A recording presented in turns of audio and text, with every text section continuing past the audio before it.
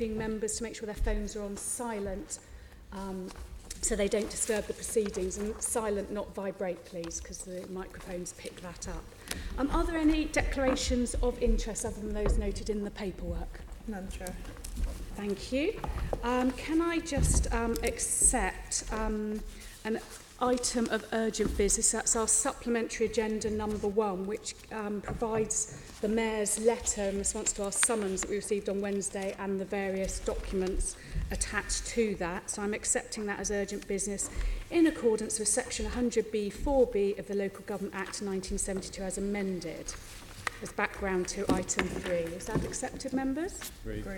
Thank you very much. I'll now move on, I think, to our main item, which is to look at Crossrail. And I would like to welcome our guests today. So Mike Brown, the Commissioner of Transport for London, thank you for coming. And Sadiq Khan, Mayor of London, in your capacity as Chair of Transport for London. Thank you for joining us today. We've got a range of questions to go through, and we'd be very grateful if you'd be precise with your answers to those questions, because we really want to understand what happened when, who knew what when, and how we're going to move forward on this project. So I want to pick up first of all with you, Mr. Mayor. What specifically did Crossrail tell you at your meeting on the 26th of July 2018 about the possibility of a delay to the December opening date of Crossrail? Well, I've got the schedule here, and I'm happy to I will come to the July date shortly. I think it's important to answer your question, who knew what, when, where. So what I think would be helpful, Chair, with your permission, is to start in February, then go towards July, then go after July. I'll do each key event, and that'll give you, I think, more clarity in relation to what's gone on and give context of the July meeting. At any stage, you'll ask me to speed up, but I'll go briskly and then get to July in a few minutes, no more than that. I want to start on the 22nd of February, relevant to what happened in the last year, but also going forward. That's when Jacobs were commissioned because there was some concerns about the cost. And in response to Crossrail forecasting for the first time that there'd be a breach of the project's overall expenditure, TfL and DfT, or the clients, if you like, the joint sponsors, commissioned this piece of work from Jacobs in relation to what are going to be the costs going forward. Really important in relation to what happens in July and subsequently. That's the 22nd of February. On the 8th of March, the Chief Executive announces he's leaving. Andrew Woolston home, no connection, it's relevant to the chronology as senior management of Crossrail. That's 8th of March. 9th of April is one of our weekly reports. I receive a weekly report as the Mayor. And the reason why I mentioned the 9th of April is this weekly report does mention, for example, there's going to be very likely a breach to the overall funding envelope. Includes they've used up all the contingency. If you remember, Chair, TfL had £600 million contingency, which was there to be spent if needed. Well, that was going to be spent. And the weekly report said, listen, we're going to spend that probably, which links with the Jacobs stuff. And that is important because it shows that the weekly report is of value. It contains important information. 1st of May, the next weekly report, confirms that there's a breach in the funding. It'll be reported formally at the Crossrail semi-annual report in May. And the further weekly report, 15th of May, now confirms that the costs to exceed the project are going to be, on top of the £600 million, 211. That's relevant, Chair, because if you remember, the deal we did was to give them £300 million. The predictions are of £211 million will be the increase cost. The next key date is the 18th of May, where there is the Jacobs report is completed. The sponsors board discusses this, and the key thing here is the sponsors asked Crossrail whether it's confident in a December 2018 opening. Crossrail said it remained focused on opening in December. All these, by the way, have been made public, but provides good context. TfL board meets in May, 23rd of May, publicly, and the information from the Crossrail chair is while the schedule pressures remain, they're on target for December 2018. Thursday, 31st of May, myself and TfL meet with Crossrail. Crossrail informs me that they forecast that they will not exceed £211 million. And this is important because one of the things I was keen to do was to avoid the £3 million we'd agreed being exceeded. At this stage, we've not reached a deal in relation to £3 million, but the question is, how much are we going to go over by? And the Chair is clear, the report he was going to stand by, we're going to not go more than £211 million. Notwithstanding that, we agreed £300 million to give some possibility of slippage.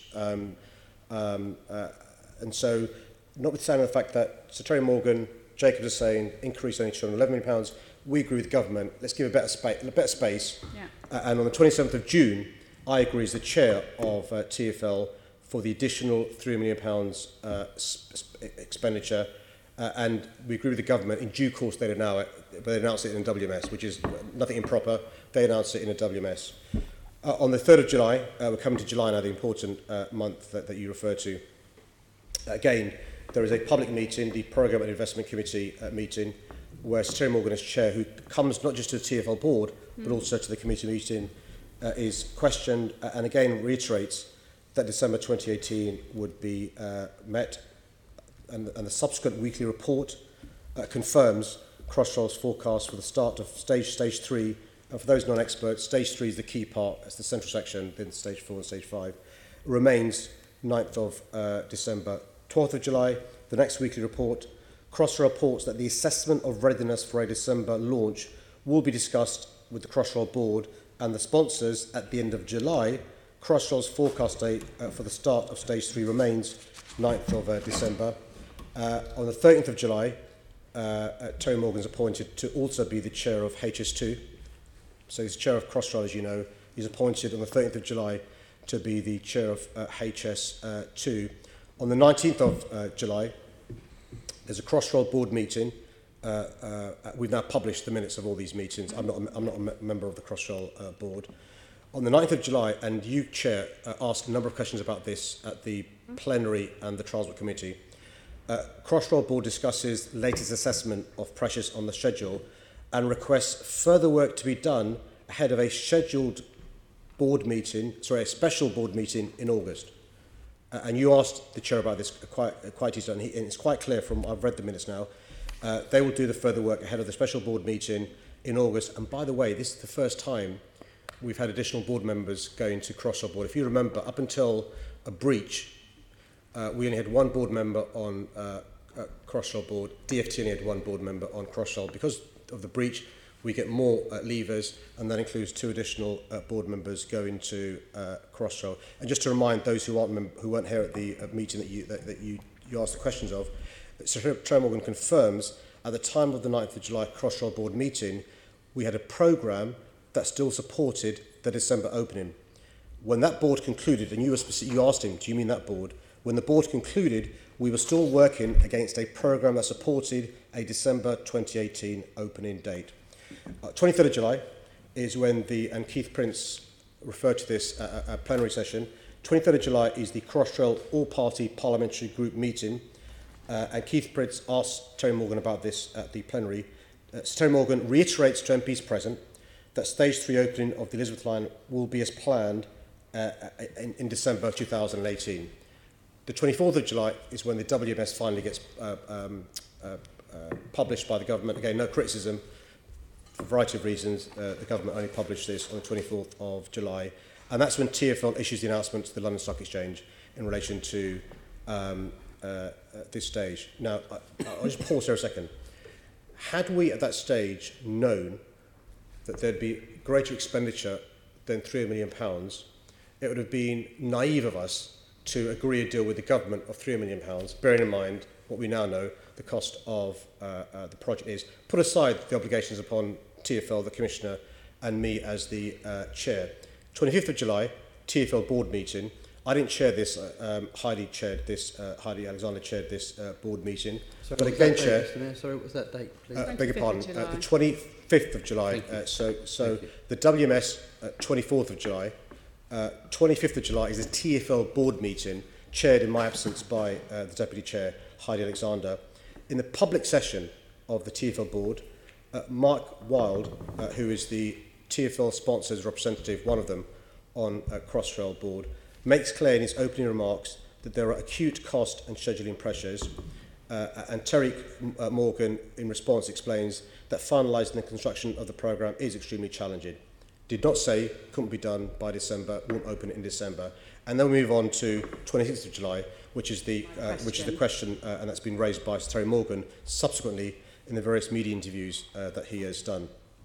On the 26th of July, it's quite clear. Crossrail Limited said they'd be presenting a revised schedule to the Crossrail board meeting on the 29th of August, and they would then share the revised schedule with the sponsors following approval at that board.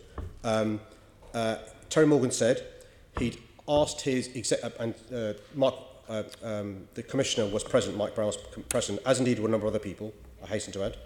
The Chair said he'd asked his executive team to go away and do more work, that the December opening was at higher risk but still achievable, that he wanted to have another go with the contractors to see whether anything was possible. And this was confirmed, by the way, in what he said to both the plenary and to the Transport Committee in September. And I'm sure during the course of this morning we'll be going over what Sir Terry Morgan said at those meetings subsequently. On that same day, that same day there was a sponsors board meeting. The sponsors board chair is DFT and TfL, and at that sponsors board meeting, what's clear is, like ourselves, we weren't quite clear about the information that was given to us by Sir Terry Morgan. So the sponsors commissioned their own piece of independent work, which has been published, and there's two separate pieces of work. One is to do construction, one is to do the scheduling. Ian Rannican and John Boss. So aside from the chair saying he's going to kick the tyres, do some more work around the contractors and report back in August, separately the sponsors are not quite convinced by what he's saying, and so they've commissioned their own work, which is published later on in August. Let me just go forward a bit more, Chair, then I'll come back to 26th of August. Okay, we've got a lot to go through, so I just wanted to really just tease out that 26th of July meeting. We've seen the paperwork, specifically what Crossrail told you at that meeting. I'm quite clear what Crossrail told me, and I've just said that now. And I just 2 points to pray in aid. There was an agenda which has been published for that meeting and a minute. So the agenda for that day, just for those colleagues who have not seen all the paperwork, is accessibility and step-free access programme, Sutton Tram extension, Bakerloo Line extension, Crossrail and ALB. Now, if it was the case, the chair of Crossrail is saying we're opening Crossrail in December and not being discourteous to the other three things, you'd expected that to be the sole item. It wasn't. When you see at the minutes of that agenda item 4, the minutes state Terry Morgan and Simon Wright updated the Mayor on Crossrail's current view of its programme and key risks. Action, Terry and Simon provide a further update on the programme by the end of August. They would also detail their approach to incentivisation on the remaining critical contracts. Action, Crossrail and the sponsors, TfL and DFT, to agree a plan for future public communications around project progress. Now, why is it relevant?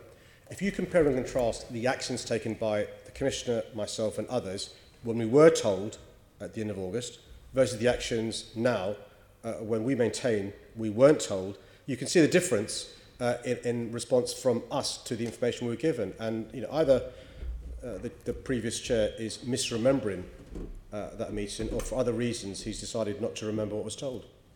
I think, as we will clarify today, but also in January when we hear from Sir Terry Morgan himself, clearly one or both of you are not giving a full account perhaps of what's happened. But can you... Well, hold on a sec. I mean, the account he gave to you, it's just worth... Because it's really important to be accurate here, because you want to be precise. So Sir Terry Morgan said in September to this Assembly, we had always had to separate facts from concerns.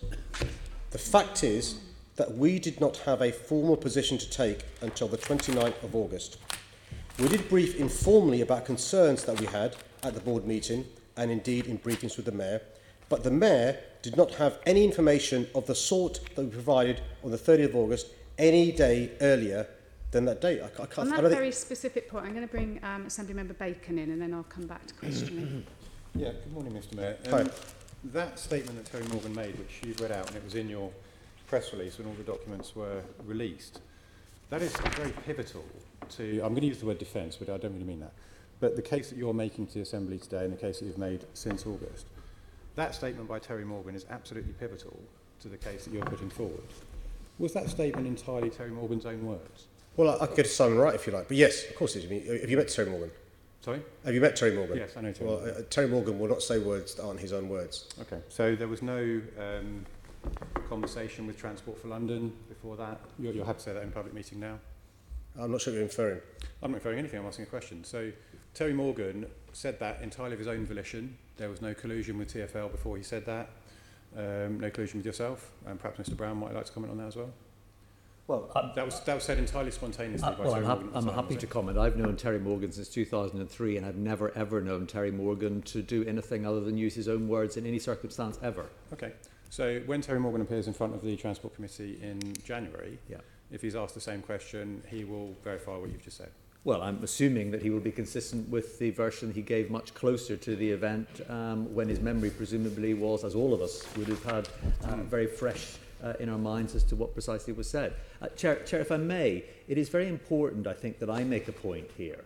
I was at that meeting that we're referring to. I know exactly what happened at that meeting. There is a slide deck. That's in the why pack. you've been summoned today. There is a slight, well, yes, and of course I would have attended anyway, as you know. I've always attended these committees, or any committee. But the slide deck does come out with some scenarios as to what would happen if there were slippage in the programme. But I can tell you categorically in front of this Assembly, I knew exactly what was said at that meeting. And what was said at that meeting was, we need more time, Terry Morgan said, we need more time to go back to our contractors, to go back to the executive management team and to work out what the position really is and whether or not we need to come back further information. And that's why he called the second board meeting at the end of August. And also, I must, Chair, if I may, just add one thing to what the Mayor said, which is, going back to the written ministerial statement, just a couple of days before, as you recall, that 300 million package deal that we agreed with, 150 each with the government and ourselves, putting in 150 each, that also had a clause in it, and this is a very important point, that said that any risk of funding above 300 million would sit on TfL's account. Now, there is absolutely no way that we would have countenanced such a line being inserted in such a deal had we not been confident that there was still the aim to open this thing and the credible plan to open this central section at the end of December. So I just have to make that point because I think it's quite a material point in the construct of that funding package at the end of July. A lot of issues that you just covered there, and a lot of that is going to be covered by other colleagues shortly. So just to summarise, the answer to my question is that the statement given by Terry Morgan at the 12th of September Transport Committee meeting, which you've both referred to, was entirely his own words. There was no collusion with TfL, with the Mayor, with the Mayor's office, with anybody else. That was on his own back, and that's that. I have never written a script for Terry Morgan in my life. Fine. Mr Mayor, you confirm that as well? I've never written a script for Terry Morgan in my life. No, I'm not suggesting written. You didn't speak to him either. There was no agreement. I think it's beneath you, but there was no collusion. No, Mr Mayor, these questions need to be asked. We need to understand who knew what and when. You're inferring. Let me be quite. It's very important. It's very important. The inference made is Simon Wright, David Bellamy, Heidi Alexander, Nick Bowes, Mike Brown, Mark Wilde, Andy Brown, Tim Sturr have colluded, and I think you should withdraw that inference, actually. I've made no inference, Mr Mayor. I've asked you questions. Clarifying your agitated that response is quite exactly revealing, Terry's but I just asked you questions. Well, Thank you. Let's move on. What I want to move... Chair, he's allowed to make that point, and we will check it with the Chair of Crossrail. No, you keep just saying, Mr Mayor, we're 20 minutes in, I haven't even finished my first question. I want to reassure you, we've set aside the entire day. So I know you may have a busy afternoon. Well, let's take our time and deal with these important issues. Yeah. These are taxpayers' money. I appreciate you've got a press release to follow, but let's follow getting the facts out. We've got the entire day free to provide the information the Assembly deserves to have. Great, thank you. I'm really pleased to hear that. What I want to understand is, looking at the slide pack, and we have, and the Commissioner has referred to that. It talks about December 2018 being high risk. It shows 3 scenarios, which clearly show it's not going to open in December 2018. And you've had experience, you know, as a government minister in this field, and I'm sure you would have had alarm bells ringing for a long time. Did you personally believe Crossrail would still open in December after that 26th of July meeting? We did, but to reassure ourselves, we commissioned 2 independent experts to give us the reassurance. And the experts That was the sponsors who had commissioned that, not you, yeah? Well, I'm the sponsor. TfL and DFT commissioned it, yeah. Okay. As an experienced former government minister, I realise I'm one of the sponsors, TfL and DFT. And so we sponsored these 2 pieces of work to provide us with the reassurance. I'd also make this point. It was only after these independent pieces of work were done that the former chairman changed his view about a December 2018 opening. And I know that some people, for party political reasons, want to gloss over the facts. But the relevance of the adverse event notice is very, very important here. Because in the past, the former chair of Crossrail has issued adverse event notices.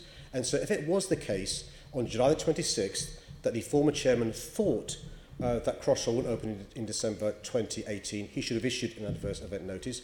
But if we were of the view that it wouldn't open in December 2018, had a serious impact on our commitments in relation to finances, because you will be aware that if the construction doesn't finish in December 2018, there are additional costs to be incurred, which we, as one of the sponsors, would be liable for.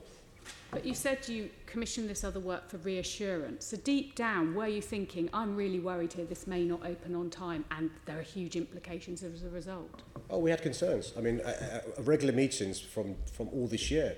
I mentioned the Jacobs report in February, but there were concerns around costs and concerns around schedule. But the weekly report, which I referred to, and by the way, the weekly report after the 26th of July also said central section opening on December the 9th. And so if the information we're being passed up is saying December 2018 maintains the opening of central section, you rely upon the information you're given. Notwithstanding that, it is the case. The sponsors did commission work from Boss and Rannigan to look into construction and the schedules. Okay, but if you read the slides you were given, despite you're saying verbal assurances, but if you read these, and TfL were there and everyone at the table, surely you must have been thinking, this is unlikely to open on time. And even you keep referring and you referred in your letter to the note you had subsequently, and in that it still has alarm bells if you read it, that things weren't really going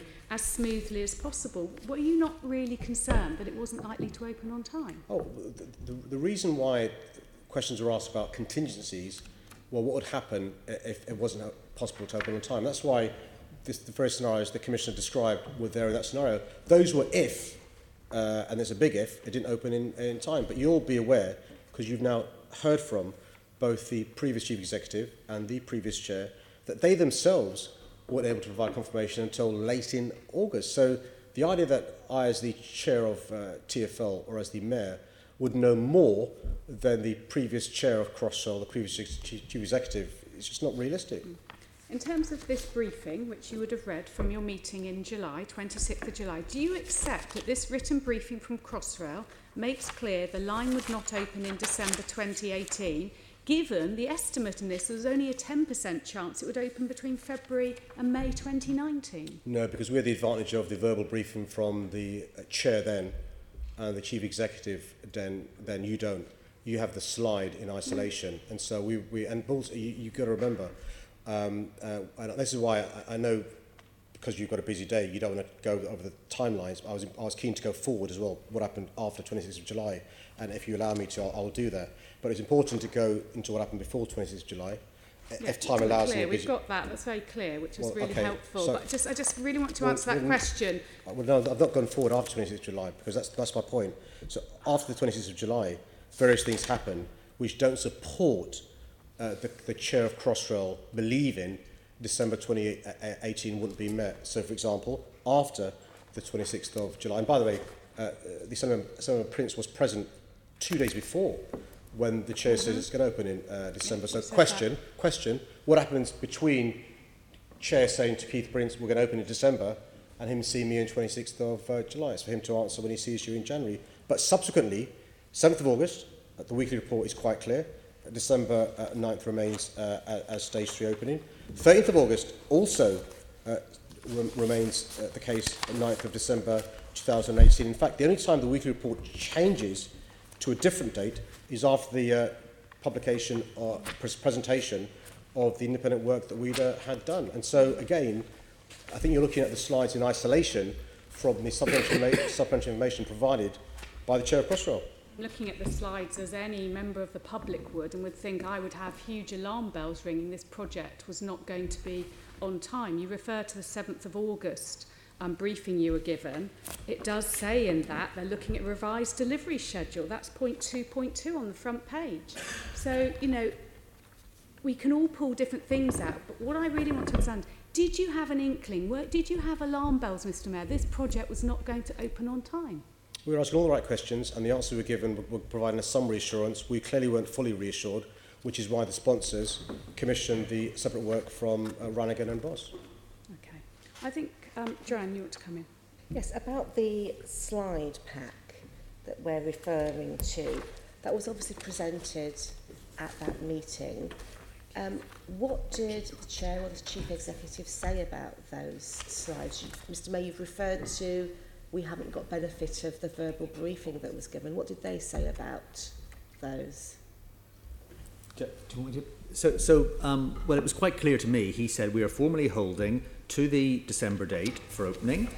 I have asked the executive team to go back to work with our Tier 1 suppliers and to satisfy ourselves that we're doing everything possible to deliver that, and that is why he said to us, I've called a special board meeting at the end of August, so as the Mayor has said, that is not the norm. There wasn't scheduled to be a board meeting of Crossrail at the end of August, and he said, I've called a special board meeting to get a proper review from the executive as to where we are.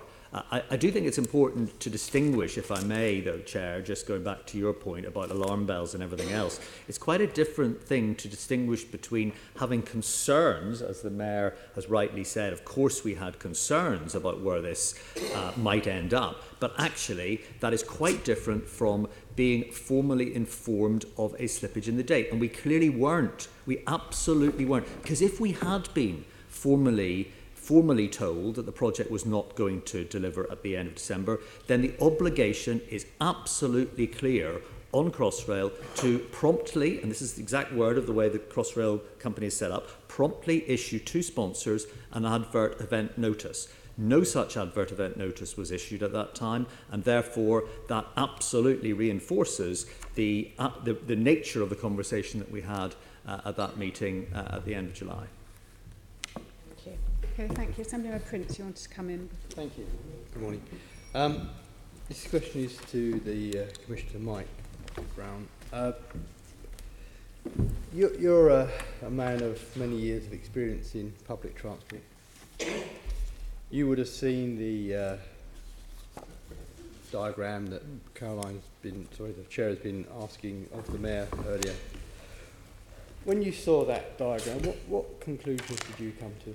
Well, I was concerned, as I just said. I was concerned that there were clearly some risks. That concern actually was already in place before I attended that meeting, because we had seen an eating into, as the Mayor so eloquently described, of the 600 million TfL contingency, and then the requirement for an additional 211 million. 211 million, by the way, that Terry Morgan made very clear was absolutely it. There was going to be no more spend, just a few weeks beforehand as well. So I think it's clear that I was concerned, but being concerned is different from allowing the management team of Crossrail, directed by their chair, their independent chair, to go away and work out the actual position that the project is in, which he asked the Mayor and wanted to do before the special board meeting at the end of August. So they're two quite different things. Being concerned is one thing. Of course, as you get towards the end of any project delivery, you have all sorts of concerns that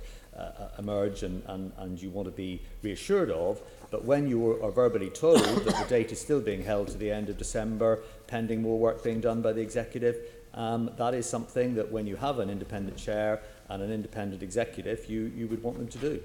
So, just to slightly rephrase the question, as a transport man of many years of experience, 29 years. Yeah. And highly respected as well, when you saw this diagram, and the conclusions that it comes to, did you, in your own mind, believe that the project would be delivered in December? Had I seen the diagram in isolation without any verbal explanation of the position, then that would have been a fair assumption to make. I absolutely accept that. However, as the Mayor did say, and as he rightly said, I was in that meeting for its entirety. There were no side meetings as far as well, there weren't any side meetings to that meeting. We came in together and left together. The verbal commentary of that meeting was absolutely clear that the executive was being charged by the chair to go away and work out what they needed to do with the Tier 1 suppliers, and that it was holding to the date of December at that time. And whilst you were present at that meeting, at no time the chairman said to you that the project could be or would be delayed? No. What did he say to you? He said that he needed to do more work, his executive team needed to do more work with the supply chain to ascertain what could be done, and that he wanted to have a special board at the end of August to get a report back from his executive team. And I'm sure you're confirmed that you, neither did you hear him say those words to the Mayor either? Well, no, because I was in the room throughout the meeting. Fine. Move on to the next section. Yeah, I think we can actually, yeah. Yeah. Assembly Member Eshalomi is going to lead the next section. Thank you. Morning, Mr Mayor. Morning, Mike. Just following on from my colleague, Assembly Member Prince's commending you for your long years in service. How long have you worked at TfL, Mike? I joined TfL first of all when it was London Transport on the 18th of December 1989, and apart from just over 2 years when I went and ran Heathrow Airport, I've been working for London Transport and its successor organisations ever since. Okay, very long. I was 8 years old then. That's really cheered me up. Yeah, just make us all feel old today. Very long history in service, and obviously, like the Mayor, I've only been here for 2 years, and so TfL, fantastic organisation, but very big organisation. And before that meeting on the 26th of July, as Commissioner of Transport for London, there was a meeting on the 20th of July. Do you remember that meeting where TfL presented a briefing to the new Deputy Mayor, Heidi Alexander, and David Bellamy as the Chief of Staff? Yeah. And there were a number of presentations at that meeting. I just wanted to read a short extract from that briefing from TfL to the Deputy Mayor and the Chief of Staff. Yeah. There is a section in there where it states that the December 2018 / January 2019 opening date and the risk attached to that is not possible in terms of opening. In terms of that briefing, I just wanted to know, as Commissioner of TfL, what advice did you give to the Mayor in July about the likelihood of Crossrail being delayed? Well, I think the way it works, let me just be clear the way it works with Crossrail. So this is quite different from a project that I am directly responsible for. So if you look at the modernisation of the 4 tube lines, we're putting in digital signalling. If you look at the Victoria Station project, the Bank Station project just over the river, the Silvertown Crossing, the Barking Riverside Extension, which contract we're just on the cusp of awarding, may even be announced this morning. All of those projects are directly within my domain, where my executive authority, my executive team are accountable to me for the delivery of those projects. For Crossrail, it is quite different. When Crossrail was first established, it was set up, yes, as a wholly owned subsidiary of Transport for London, but in a very different construct that actually prevented me or TfL from getting involved in the detail of the management of that project. That task sat with an independent board, an independent chair, in the form at that time of Terry Morgan, who actually was responsible for the delivery of that project. So when you get a report from the team that says there are some issues, obviously that is something you have to take into account, but it's not something you have the direct levers to execute in terms of resolution or fixing. So in fact, you take what you are told, you ask questions, you ask clarifications. But at that time, let me be clear again, because that meeting was before the written ministerial statement. That was before the announcement in Parliament. I believe actually it was the last day of the parliamentary term where the written ministerial statement was issued. That was absolutely, everyone was aware of that. There was 150 million, as I said, committed to by Transport for London, 50 million committed to by the Department for Transport. And actually, there was also some further funding the department committed for the so-called on-network stations, the network rail stations outside the central tunnel area. And that, I was involved in some of that dialogue at senior level with the Permanent Secretary and her team on the phasing of the payments appertaining to that 300 million and that level of detail. But in terms of the project, we obviously, because there is an independent chair and an independent board, obviously take their information that they provide us on the dates of the project as they give it to us. And of course, if you've got concerns, as we've said in the answer to previous questions raised by the Chair and Assembly Member Prince, that if you've got concerns, if there are some, use the Chair's term alarm bells, then of course you seek to work with the other sponsor to organise some reviews, which we did do so. And I totally appreciate that, but TfL joint sponsors with the Department of Transport. Yeah. So just trying to relay this information to the ordinary constituent that I represent in Land 4 Southwark. Yeah. They would feel that as a joint sponsor, TfL would be probing if there were any concerns. So a TfL briefing, not a Crossrail or Department of Transport briefing, stating in red a risk of December 2018 opening is not possible. Yeah, and that was the assessment of those people who presented to us. But I have to just tell you that the assessment of the Crossrail team, those with executive responsibility for delivering this, was that was still a deliverable date. If it hadn't been, and again, forgive me, Chair, for going back to the previous point, if it hadn't been, then not only would the Crossrail team be morally obliged, they're absolutely obliged to promptly issue an adverse event notice to alert us to that, so that we could then take whatever additional remedial action necessary to respond to that. And indeed, as the Mayor also said already, that had that been apparent and had that happened, as it did at the end of August, then immediately you go into a quite urgent response of people working late, and I know my team, the Chief Finance Officer and others were working late into the night to ensure that we were providing the correct notification to the stock exchange, as we were obliged to do, having received the adverse event notice that is on record as having received once the Crossrail board had informed the joint sponsors and having made their decisions. So I think we do have to distinguish between what is a kind of sense of perspective of where one of the sponsors, in this case some of my own team, has made some assumptions about the project, and the formality of the process. It's a very, very important distinction. And had I ever felt that there was a formal notification through an event notice from Crossrail, because that's the mechanism they have to use, then I would have, of course, responded accordingly. No, and again, I appreciate that, but I just want to come back to the fact that as Commissioner, you were also responsible for those weekly update briefings to the Mayor. So again, you're taking your role as a Commissioner in terms of briefing the Mayor as Chair of Transport for London. Yeah. You accept that you had those weekly briefings going to the Mayor? Yes, they were produced by the Crossrail team and then passed through to the Mayor, But I, again, appreciate the fact that there are different layers underneath you. Yeah. You have your executive team in terms of what they're presenting to you before you then present them to the Mayor. Yeah. But going back to this 20th of July date, Mike, do you accept that TfL did not then advise the Deputy Mayor and the Mayor's Chief of Staff that the December date was not possible?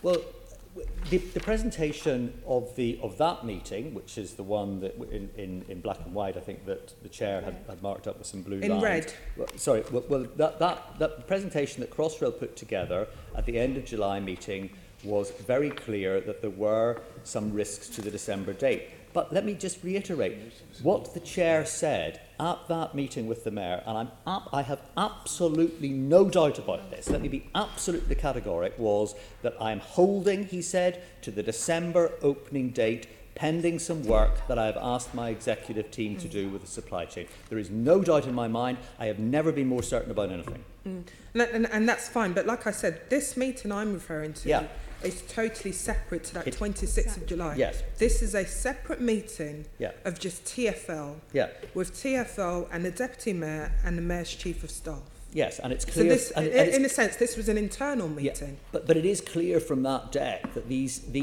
dates, what was in that pack had to be confirmed with Crossrail Limited, because that's their job. That's what they have to do. So that is it is entirely a different process than the formality of those who have executive accountability for delivering this programme. There is absolutely no doubt of the distinction in my mind.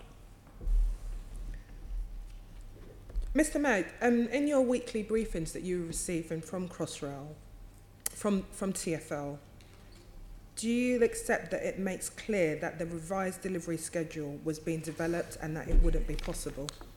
There's always, I mean, So you had weekly updates between the 7th to the 13th of August, and they make clear that the revised delivery schedule for Crossrail was being developed. The cost and schedule pressures weren't new. The key thing on the weekly reports is if you go to the key programme milestones and the key that you refer to, for stage 3 it says start of stage 3 passenger service, has a programme, then current forecast.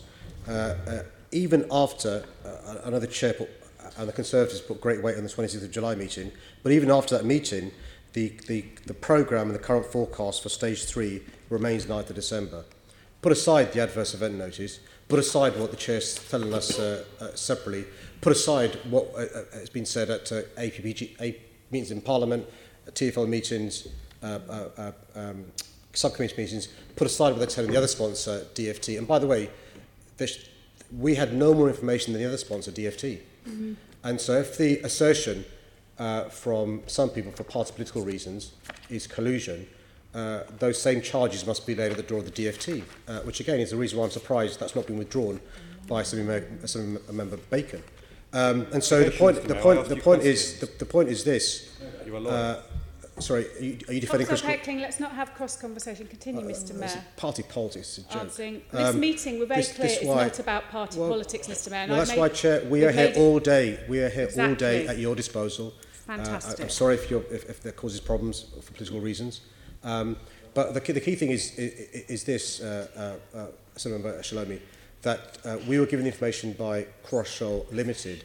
Can you imagine had sponsors sent in their own people to start cross-questioning those on the ground, what would have happened? And by the way, the chair of Crossrail, as he was then, wasn't somebody who invited tanks on his lawn. As it was, there was some resistance, as I recall, to the independent sponsors being asked to do the work. Jacobs, by the way, relied upon the information given to them by Crossrail Limited as well.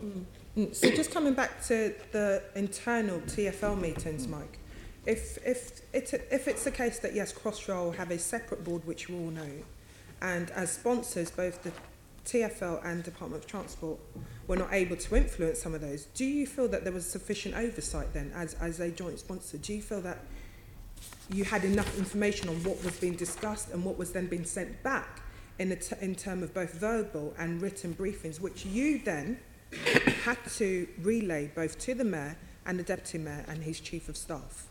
I would say to you that I think the governance of this project, as it has turned out, is worth reviewing in terms of learnings for future projects going forward, whether it's Crossrail 2 or any other project.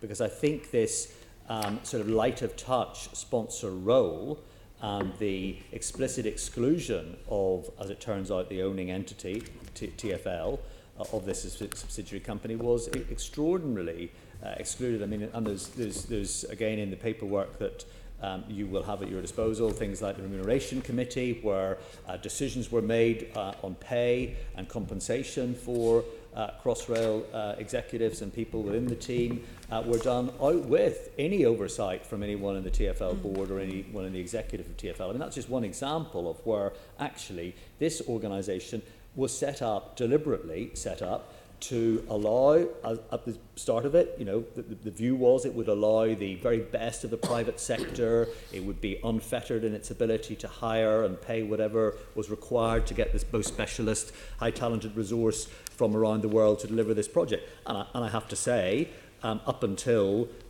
recent months, everyone would have looked at this project and said this is an exemplar of how to do these things going forward. Now, clearly, things have emerged that would certainly, if asked and if I've got any input into how future projects were to be governed, I would have some serious concerns. So I think the answer to your question is yes, I would have some concerns as to what limited role we were able to play in that oversight. And again, I appreciate that there are things which are out of your scope and your control, but essentially, as the Commissioner for Transport for London, this public organisation governing London's transport system, as someone who has worked at TfL since 1989, someone who has a lot of experience, someone who's had a deal on really big projects, do you feel that there should have been maybe more probing you could have done? Bearing in mind TfL was signing off funding for this project, you highlighted any risk would sit on TfL's account, so any funding going to this, you were making sure that there were due diligence following any additional funding. So in terms of the advice you were giving the Mayor and his deputy and the Chief of Staff, do you again feel that you did enough probing on that? Well, let me just give you some context of that, if I may. So on 26 occasions in the year prior to the end of August, a Crossrail senior executive, normally either the Chief Executive or his number two, who then became the Chief Executive, attended my weekly meeting that I have with my executive team to give us a programme update as to where they are, and also, very importantly, because I start all my meetings with safety, gave us a safety update as well. That was out with me having any locus over them, but I invited them and they attended, and I got an output from them at that. Every 4 weeks, I held an internal meeting, something I call the Elizabeth Line Readiness Board, to get some confidence as to what they were doing going forward. So I think I was exercising every possible lever, notwithstanding my lack of intrusive ability in this project. I was using every lever at my disposal that I could imagine to try and get confidence and ensure that the information I was reviewing and passing on to the Mayor and others was as up-to-date and accurate as possible. And at those meetings, I had exactly the same assurances throughout, by the way, right up until the end of August, when there was the formal issue of the adverse event notice, which indicated the December date was not going to be achieved.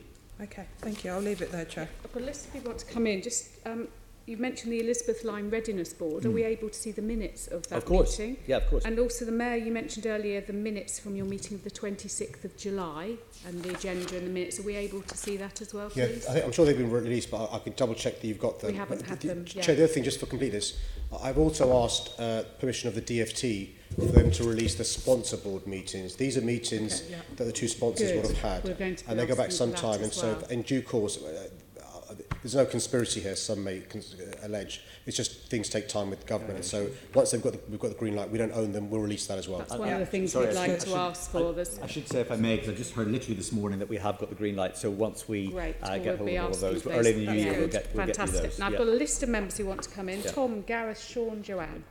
Yes, thank you, Chair, and good morning to both of you. I was listening very carefully to what you were saying in response to Assembly Member Eshalaini's questions. I just wanted to get this clear in my mind. This presentation that was given by TfL on the 20th of July, what you're saying is that TfL presentation, the interpretation that that TfL had was the December opening date was not possible, but Crossrail's executives had a different assessment. Correct. Given this is a TfL presentation and you are the Transport Commissioner, would it therefore be fair to say that it was also your opinion that the December opening date was not possible? Well, I think I had concerns. It certainly would be fair to say I had concerns, and that there had been significant questioning, insofar as we could, as I've just responded to, with the Crossrail executive team and indeed the chair, as to where we are with this. But the assurances kept coming back that this is a project that has faced seemingly insurmountable problems throughout its history, and in common with many huge infrastructure and complex projects, it's managed to surmount those challenges and deal with them and move on. So actually the assurances I was getting was that they would do just that in the current issues they faced at that time. So I think they were. But I thought my point is, though, this is a TfL presentation. You are in charge of TfL. Therefore, it was your opinion it was not possible? Because I presume you would you have signed this off? Well, actually, I didn't, because it was a presentation, and I'm not trying to duck Right, away from it. no. It was a presentation, actually, that Mark Wilde took. But Mark Wilde sits on the Crossrail board. Absolutely. So I'm not trying to abdicate responsibility. It's all my responsibility. I get that. It is fair to say that there were some risks that the operational team within London Underground, it was responsible for the Elizabeth Line operation ultimately. There were concerns that they had, and I think that's been highlighted in this presentation. But as I say, the difficulty was, or the response to that from the Crossrail executive and from the very, very explicitly from the Crossrail chair was, look, this is not something that we would accept or acknowledge, that the December date still maintains. And as the Mayor said so eloquently, there was the chair of Crossrail going to a group of very distinguished, other very distinguished politicians in the form of the all-party parliamentary group, coincident with the timing, in fact, just after this presentation was made, and saying categorically the December date is still on schedule to be open. And he's the guy in charge. He's in charge of the independent Chair, it's more than that. Sorry to interrupt, Commissioner, but at the TfL board meeting the subsequent week, 25th of July, where both Mark Wilde and Terry Morgan were present again, an opportunity for Sir Terry to say, you know what, we're not going to make December, it's not going to happen. But again, he's reassuring Mark Wilde's present, the TfL board, in the public session and the private session, that December's going to happen.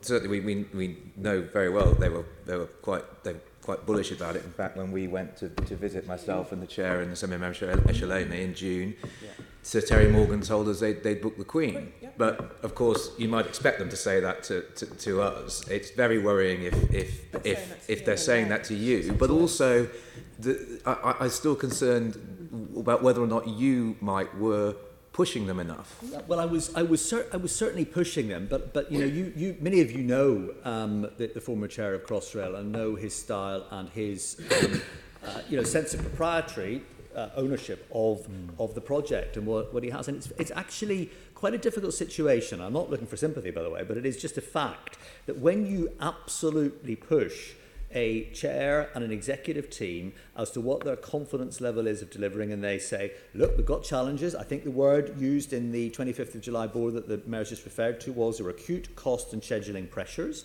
I think that was the terminology used. But if they're saying that they're still sticking with the December date, it's very difficult, other than keep saying, are you sure, are you sure, are you sure, which we did because of the series of meetings that we'd had with Crossrail and continued to have with Crossrail, kept on asking those questions, and the answer came back, yes, we know it's tight, we know it's tough, but yes, we're going to deliver this programme, this opening at the end of December. And in a sense, without... the difference is, if I had someone who was managing the Victoria Station upgrade programme, I haul them into my office, they work directly for me, and I can absolutely pin them down with every detail of what's going on. I can go and intrude very, very granular, at a very granular level, in the intricacies of the project on the ground if I want to do so. For Crossrail, I'm invited. I go along and I'm given a visit. It's probably not dissimilar to the experience of many of you. And that was the way it worked. Sorry. Can I just also say this, Chair? It's really important to say this. I think DFT and TfL have been working collaboratively. So there's a responsibility on the sponsors, and we've got permission now to publish the sponsors board minutes, which will show you hopefully, Copley, that as far as TfL and DFT playing tag, if you like, we're asking the questions, and it's not for me to often praise the DFT, but I think in relation to, as clients / sponsors, I think the right questions were being asked. Yeah. Well, I have to say, we have asked the DFT to come and talk to us, but they've declined, which I think is a shame. I will leave that. I've got some more questions. They more relate to governance, and I know Assembly Member Bailey's going to come in on that later, so I'll come in after that. Okay, just clarify, because I think it's a really important point. Mark Wilde, who was on the board, who is now the Chief Exec of Crossrail, warned the Deputy Mayor and the Chief of Staff, and in this briefing it puts it's not possible it was going to open in December. Did that get relayed to you, Mr Mayor? The conversations I had were in relation to the concerns around costs and scheduling. Concerns were being raised with me all the time, at TfL board, if you see No, some but of the after questions... this private this briefing, Is a I'm just TfL thinking, briefing. your top staff are being briefed, being told it's not possible by Mark Wilde, who's highly respected in this field. He's been at those meetings. That's reported back to you. Did you get some sort of, this is looking worrying, we've got them coming in next week, we're concerned it won't open? Oh, yeah, but don't think what happens next. The next is, a few days later, we commissioned independent experts to go away and do the work, because clearly it was worrying us, and that's why we commissioned these two people to do the work, Boss and Rannikin. So I think it's a bit unfair on the Commissioner and Mark Wilde to give the impression that nothing was happening as a consequence of the concerns we had. We weren't simply just worrying about it and going grey. Actually, actions were being taken. And again, a question that you can ask DfT or register of actions they took. But we consulted with them. We said, you know what, we're concerned.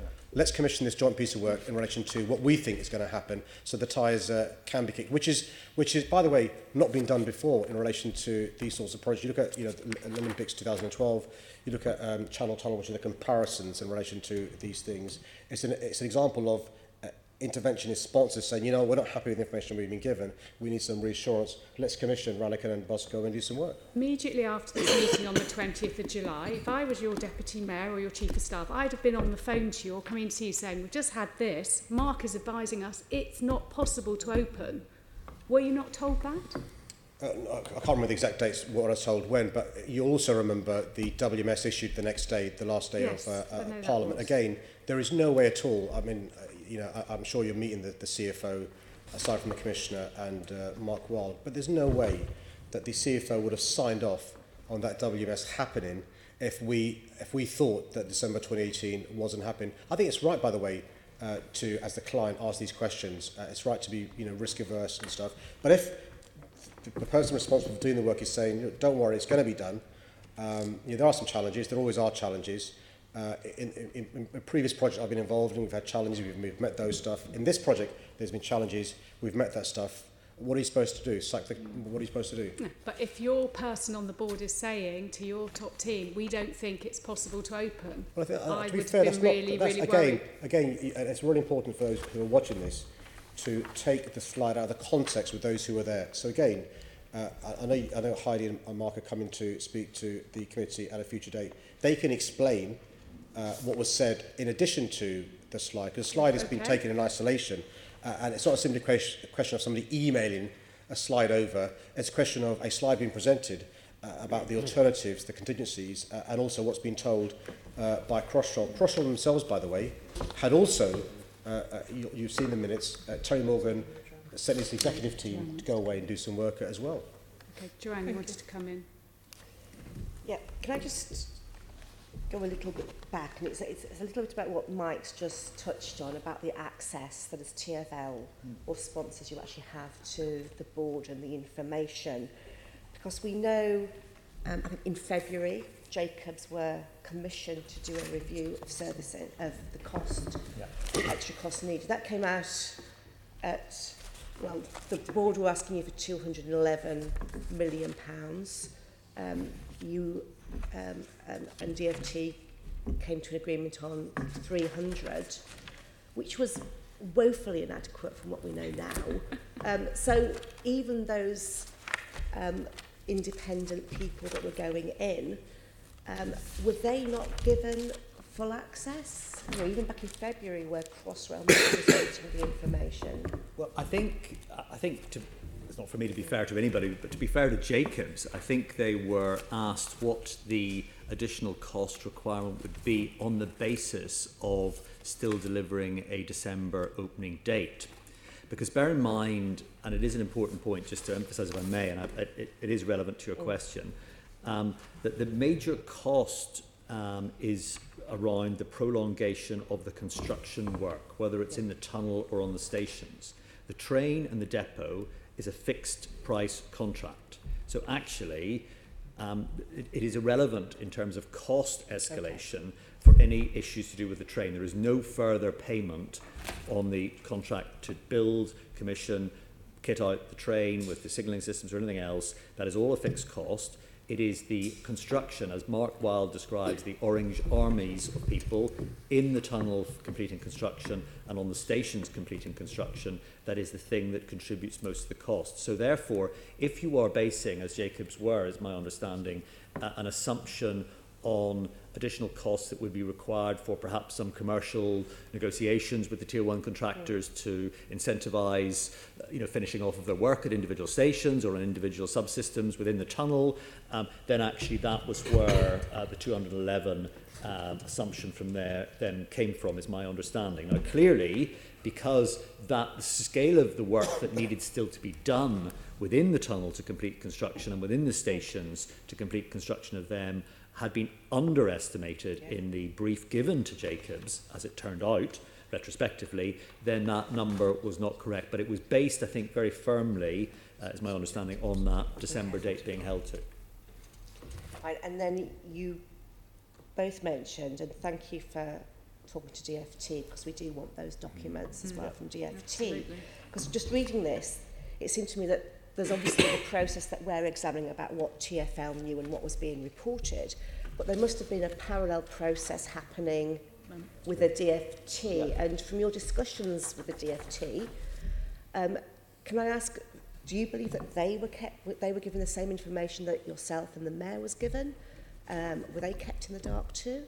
Well, my regular discussions with the Permanent Secretary, not least because we were trying to work out the methodology to deliver this 300 million package that we talked about that was announced in the written ministerial statement. So, yeah, my understanding is they were kept informed. They had they actually chair the sponsor board at the moment, so they're responsible for chairing the sponsor board. I think that's an important point. This is a revolving chair, but they've been chairing it. It's their year this year, and I think that changes April next year, so that they've been in the chair throughout this whole process. So certainly in my discussions with the Permanent Secretary of the DFT, I've no doubt she was getting briefings.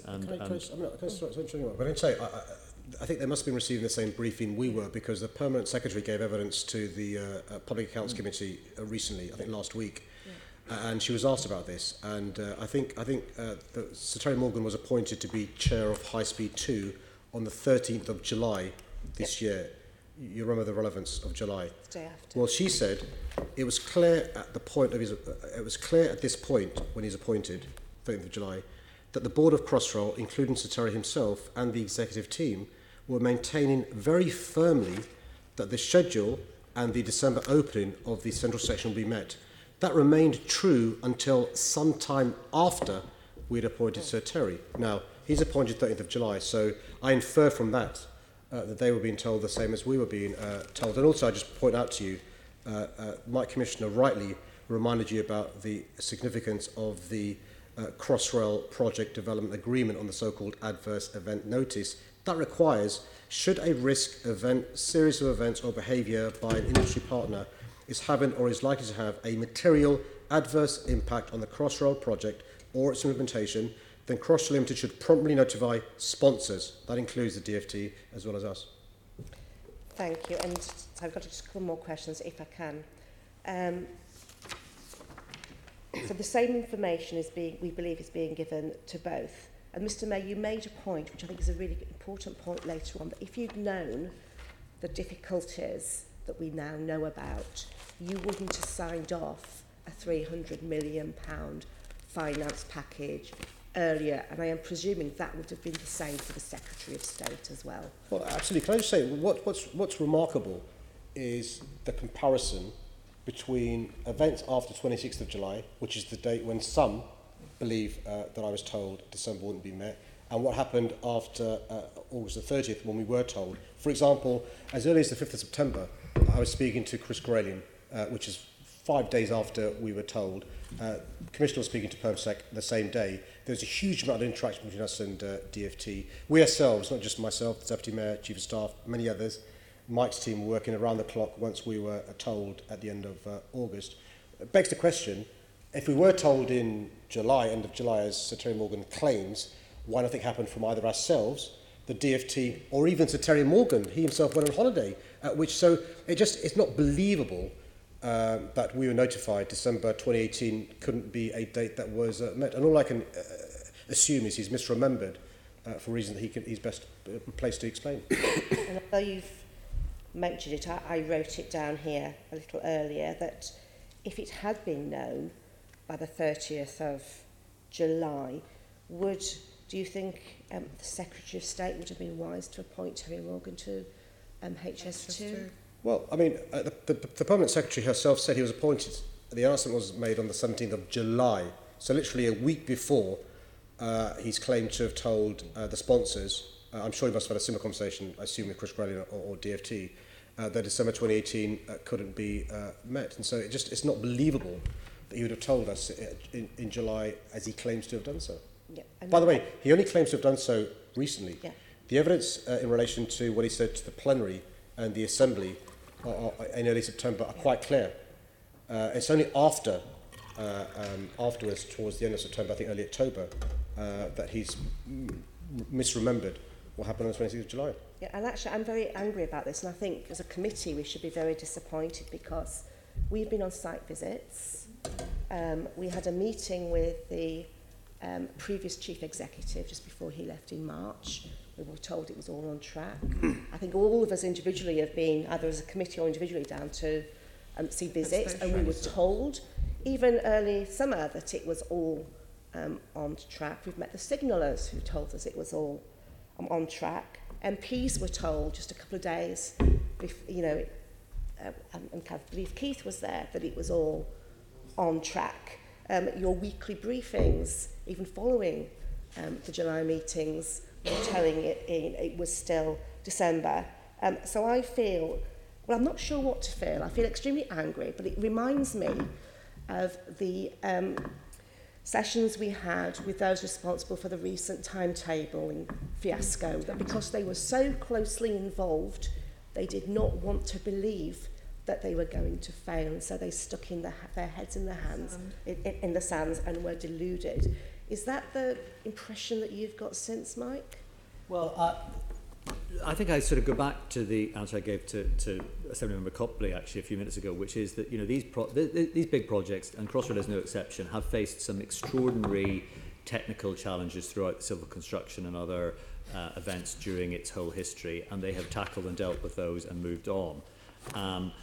So I think there is a sense that perhaps they believed a little bit too much their own supreme advocacy of the programme and its and where it was going to. I think you have to in thinking about governance, which was the question I think earlier on that we were talking about. There has to be, I think, going forward for these types of projects, a clear distinction between flag waving, banner waving, cheerleading for a project, and also properly fulfilling a role to hold an executive team to account and to get certainty that delivery is on track. And I think, in my judgment, that's a very important series of distinctions that need to be enshrined in any future project.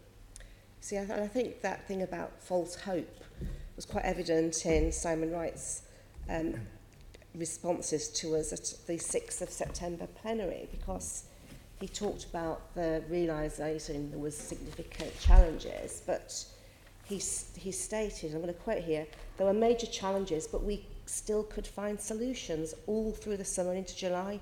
We felt pressure was rising, but we could still find a solution, as we'd found solutions to all the other huge problems on Crossrail for many, many years. And it gave us optimism that we could. It just seems to me that it's that. I agree. Yeah. I agree. Thank you. Okay, thank you. I did just want to pick up, because you mentioned Jacobs and the work they did. They had a particular role for longer than just that piece of work. Are you able to publish any letters, information they provided to you over the period of the project? Yeah, I don't think they gave anything specifically to me or to us, but if there is anything that they passed through to the Crossrail So board. what explaining Jacob's role? Because I think colleagues may not be aware. Sorry, yeah. So Jacob's role was as a company called PREP, Project Representative, That which was was basically a kind of critical friend is perhaps the wrong terminology, so I don't mean to sound quite as cosy as it was, but they were there to give assurance to the Crossrail board that they were on track, particularly in the costs and therefore programme schedule delivery issues around the project. So, and that's a role they've done for some time. I can't give you the exact dates because I just don't know, Chair. Are but they I can able get to see any correspondence from them to the sponsors? Yes, I can certainly dig that out. And again, I would suspect that the release of the sponsor board minutes will, of course, refer to some of those. But I'm happy to highlight those as part of that release. Chair, if it helps, for obvious reasons, the senior leadership of Crossrail Limited has changed, so I'm confident they would be releasing those documents. So we can certainly chase those up. Isn't it useful if they're there? I mean, this is obviously thinking forward in terms of major projects. You put someone in with this role. Yeah. What they were picking up or not. I suspect KPMG and DNA are also looking at those documents, but I think it's right and proper for you to have them as well. Fantastic, thank you. Let's move on to the next section. Keith, Assembly Member Prince. Thank you, Madam Chair. This is to Mr Mayor. Mr Mayor, how was the decision made that Sir Terry Morgan would resign as Chair of Crossrail Limited, please? So, for reasons that the Commissioner alluded to, once we got the report back from Ian Rannigan and John Boss, once we knew December 2018 wasn't going to be opening, it was clear to me and to TfL there was a gap between what we were being told and what was actually happening on the ground. And I think the Chair's expressed her frustration about this as well. And so put aside generous interpretations of optimism bias, I'd lost confidence in the information I was being given. So, for example, if you remember, when I went public and explained the decision taken in relation to December not being open, and people asked me, not unreasonably, when will it open? I said, I've got no confidence in the information I've been given.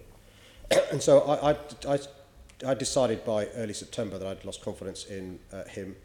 I spoke to Chris Crossrail on the 5th of September, and I said to him that I'd lost confidence in the chair of Crossrail. I was aware that he'd recently been made the chair of High Speed 2.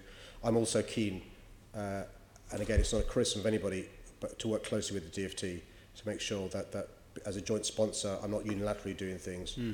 And so Chris Crossrail agreed that he'd leave it with me for my team to talk to his team about how the process would be, explaining that we wanted him to leave.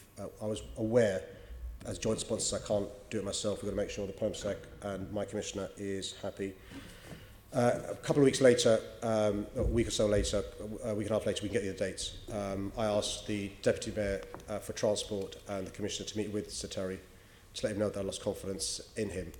I'll let Mike explain to you that meeting. And so that was a process which led to, subsequently, I think December the 1st, there was an article in the Financial Times which reported that he may well be asked to resign, and that's when Sir Terry Morgan started to do lots of media with PM programme, the Today programme, and various other outlets when it went public in the FT. Do you have anything to add to that? Well, only just to clarify some of the dates. So it was the 17th of September, actually, that I, alongside the Deputy Mayor for Transport, met with Sir Terry Morgan, and we gave him the view that we didn't think it was appropriate for him to continue in the chair's position at that time, and he actually formally resigned on the 5th of December. So, can you say one other thing? Sorry, can I just check a date? I'm sorry. You said that meeting took place on the 7th or 17th? 17th, sorry, yeah. And what was the date you gave that he formally resigned? 5th of December. 5th of December, thank you. Can I say one other thing, because it may assist? We were aware that the Chief Executive had planned previously to leave soon. And so one of the issues, and we discussed this with the Transport Secretary and the Commissioner discussed this with the PermSec, was we didn't want a situation where both leave abruptly at the same time. And so there was that was also in the equation, if that assists. Okay. Can I just explore something else with you, Mr. Mayor? I know that you've been having little pops at my colleagues about being political, but because the reason here, the problem we've got is that in one of those interviews that you're referring to and the Commissioner's referred to, Sir Terry Morgan claims that he advised you on the 26th of July that there was no feasible way of completing the project in 2018. So can you just help us? Someone is not telling the truth, or I don't. Could you just help? Could you just walk us through that? How can it be that he makes such a clear statement that he told you on the 26th of July that there's no chance of the project being completed in 2018, and you are clearly saying that you were not convinced, or that you, in your own mind, you were clear that there was still a chance? Well, I mean, there's a number of ways to answer that. Firstly, can I just frame that as well? Because, you know, I was at that meeting on the 24th, so he never mentioned it to me, but he claimed he mentioned it to you, so I'm upset with him either way. Well, there's a number of points arising from your question, and I'm keen to avoid a PMQ's type pantomime. That's why I'm annoyed at some of the questions from your colleague and some of the heckling from your colleague as well, and the inferences he's making against senior public servants who work incredibly hard for our city. Sorry, there's some more heckling taking place now. And so let me answer that question in a number of ways. Firstly, the Commissioner has confirmed at no occasion during the 26th of July was I by myself with Sir Terry Morgan. Right? I accept that, and that's why I questioned the Commissioner, but I'm sure the Commissioner doesn't follow you around all the time. He's not stuck to you. Sure. So there could have been an occasion when you and Terry were alone. Okay. So I accept the point you make. Okay. So there was no occasion when I was by myself with Sir Terry Morgan on the 26th of July. On all occasions I was with him. Other people were present. The people who were present, according to the minute of that meeting, were myself, Terry Morgan, Simon Wright, David Bellamy, Heidi Alexander, Nick Bowes, Mike Brown, Mark Wilde, Andy Brown, Tim Sturr. You've heard from the Commissioner today that he doesn't accept the version of events given by Sir Terry Morgan in subsequent media interviews. But also look at what Sir Terry Morgan said himself. You were specific in your questioning of Sir Terry Morgan in relation to the plenary session about your unhappiness about what you were told at the APPG. But what did Sir Terry Morgan say in relation to the dates? Sir Terry Morgan said, we had a board meeting on the 9th of July, only a week before, by the way, Keith, the meeting with me. We had a board meeting on the 9th of July when the indication from my executive indicated that they could no longer have confidence in the date opening for December. We always, when we get into that situation, informally brief that.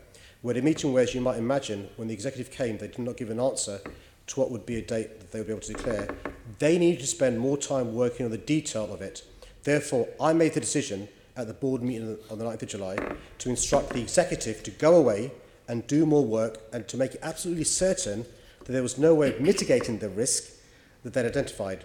That was when we called the meeting for the 29th of August to give them sufficient time to do the work. Caroline Pigeon says after the 9th of July, which is relevant, right? So he says there were no dates and there were no costs identified, but we informally briefed both sponsors that the date was at risk and that we were doing this work, intending to report back on the 29th of August. There was no other data on the table. In fact, what was actually declared, nobody in the board had seen those numbers nor dates when I instructed the executive to do more work. As Simon said, we finally met, or we met some of the supply chain, to be honest with you, to make sure we were getting the very best from them in terms of some of our critical points, to make sure there was nothing else that they could do to improve the performance of the programme. That is, again, something we did in early August. We then met on the 29th of August, formally as a board, when the executive presented their conclusions. At that date, reluctantly, were to confirm that the revised schedule would have to be declared. And I could go on. I can give you more. This is Sir Terry Morgan. Sorry, can you just give me that date? Did you say the 19th of August? So on the 29th of August is when the board formally met. Yeah. And it was after that date that I was told. You just read something out, which I did. Of course I can. Of course I can. Sorry, I was trying to speed up. As Simon said, this refers to Simon Wright. Yeah. As Simon said, we finally met, and we met some of the supply chain, to be honest with you, to make sure that we were getting the very best from them in terms of some of our critical points to make sure there was nothing else that they could do to improve the performance of the programme. That is, again, something we did in early August. My own emphasis, after 26th of July. He then says, we then met on 29th of August, formally as a board, when the executive presented their conclusions. At that date, reluctantly, were to confirm that the revised schedule would have to be declared. And I apologise to those who want a smoking gun. There is no smoking gun. So that you're reading from now, do we have that? Well, not only do you have that, you were there. It's the minutes of a meeting held in this assembly. All right, thank you. Okay, you finished? Yeah. Lovely, thank you. Assemblymember Shah wanted to come in on this. Just covering the ground somewhat again. Prior to his resignation, Sir Terry gave an interview, particular interview in media on LBC, and there were similar interviews with the other sections of media as well. He said in an interview with LBC that he told you, Mr. Mayor, in July that December deadline could not be met. Mr. Mayor, what do you say to Sir Morgan's account that totally contradicts from the transcripts that you already read out? It's important that we know for record how you respond to Sir Terry's account. Can I just say, Sir Terry Morgan is a distinguished public servant. He has served our city for many, many years. And so I am disappointed by what he's recently said. I want to be generous to him and assume he's misremembering. There is a timeline, though, in relation to what he's been saying recently versus what he's been saying in the past. And the timeline is, on the 17th of September, the Commissioner and the Deputy Mayor speak to him, say I've lost confidence in him. There is an article in the Financial Times which talks about him being asked to resign, not simply from being chair of Crossrail 2, but being chair of High Speed 2. And then after that, for reasons he's best placed to explain, he says a number of things that are simply untrue. And it's for him, when he's speaking to you at a subsequent date, to explain why he's saying what he's saying. I'm quite clear in relation to him being incorrect in what he's saying. Mr. Mayor, I'm just again raising this purely because obviously we heard Sir Terry Morgan giving that account on 12th of September, and I was absolutely flabbergasted when I heard him on LBC radio saying that he advised you in July. Now, obviously, this is huge conflict in the comments that he's made to us, to this committee, and what he's been saying since he resigned. Well, look, obviously, something is very, very wrong somewhere. Somebody is not telling us the true facts as they happened. Can I just answer that in two ways? There are two explanations. One is I met him privately without anybody else being present, and then it's my word against his, and I can, if that's what he's alleged, I can discuss that. But if it's the case, it was the 26th of July meeting, I think somebody who was there is best placed to answer this. And just to avoid any further inferences being made, there is no collusion between me and the Commissioner in relation to his recollection of that date. So I'll allow the Commissioner to explain his best recollection of that date. Yeah, well, I mean, just for the avoidance of doubt, and I don't want to labour that particular point, but I have been in front of this committee and committees of this Assembly for many, many years. I hope I've always treated you with the importance that you warrant as the elected representatives of London, and I've always sought to act with absolute integrity on all the answers to any questions I've ever been asked. Some of them, including from the chair, if I may say, and other members, quite direct and challenging questions at time, but I've always sought to be absolutely honest with you, and this is the same on this occasion. I have absolutely no doubt that when Terry Morgan said in front of this committee, this Assembly, on the 12th of September, there were no dates, there were no costs identified, but we informally briefed both sponsors on the 26th of July that the date was at risk and we were doing this work, intending to report back on the 29th of August. There was no other date on the table. In fact, what was actually declared, nobody in the board had seen those numbers nor dates when I instructed the executive to do more work. We do have to separate, he said, and I quote, fact from concerns. Yeah. The fact is that we did not have a formal position to take until the 29th of August. We did brief informally about concerns that we had at the board meeting and indeed in briefings with the Mayor, but you did not have any in briefings with the Assembly, but you did not have any information of the sort that we provided on the 30th of August any day earlier than that date. I agree with every word that the Chair of Crossrail said at that 12th of September meeting. That is entirely consistent with my recollection. We certainly need to take this further with Sir Terry Morgan, but that's for the future. But very important that we had this on record as to why he's conflicted wholly at different venues. Thank you, Chair. Thank you. Assemblymember Eshalaini. And just quickly, Mr Mayor, so you mentioned that the Commissioner and your Deputy Mayor met with Sir Terry on the 17th of September, correct? So from the 17th of September to the 5th of December, Commissioner, can you actually outline what Sir Terry's involvement with Crossrail has been in terms of if he's been attending meetings? Well, so he didn't chair any board meetings after that date at Crossrail. So there was an alternative chair put in place to chair, not as a formal position, but just as would be customary, a bit like this committee. If the chair was not able to attend, then you as the deputy would chair the meeting on her behalf. So in effect, that's what happened at Crossrail following the 17th of September meeting. So although of course he normally remained as chair, he didn't actually chair board meetings. I'll have to double check that, but my recollection is he didn't chair any meetings after that date. And that was the same for his role in HS2? I can't comment on that, can't I don't comment know. on that. Yeah. And just one more thing. How many? Are you aware of how many days Sir Terry was chair of Crossrail? He's split in terms of how many days he committed to Crossrail versus my understanding HS2. it was 2 to 3 days for Crossrail and 2 days for HS2, For is my HS2. understanding. Yeah. Okay, and let's just clarify there, was Sir Terry asked not to attend meetings? I think it was made clear in the discussion that the Deputy Mayor and I had that we wanted to, in line with what the Mayor said, by the way, and I've known Sir Terry since 2003, I've worked with him very closely. He's someone I've respected hugely over his career, his recent career, in great, with you know, over that time period, and I was very concerned to ensure that he left with the dignity appropriate for someone of his status and standing. Exactly.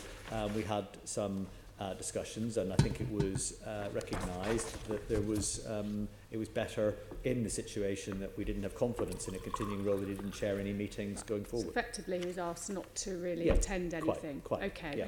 And just to be clear, given lots of things have been said this morning about the former chair, is there an ongoing review of his performance and conduct linked to any severance pay? He doesn't get severance pay, just to be clear. I think the chair is not, as members will know, the chair is not an employee of a company. They're in a different situation when you're a non-executive chair of an organisation. So actually there's no compensation payable for any loss of position. Just you've been raising some serious concerns. Yeah. And that's not featured anywhere. Well, I think the reality is I try not to, in fact I never do, read anything in the media, frankly, because if I did I probably wouldn't do this job at all.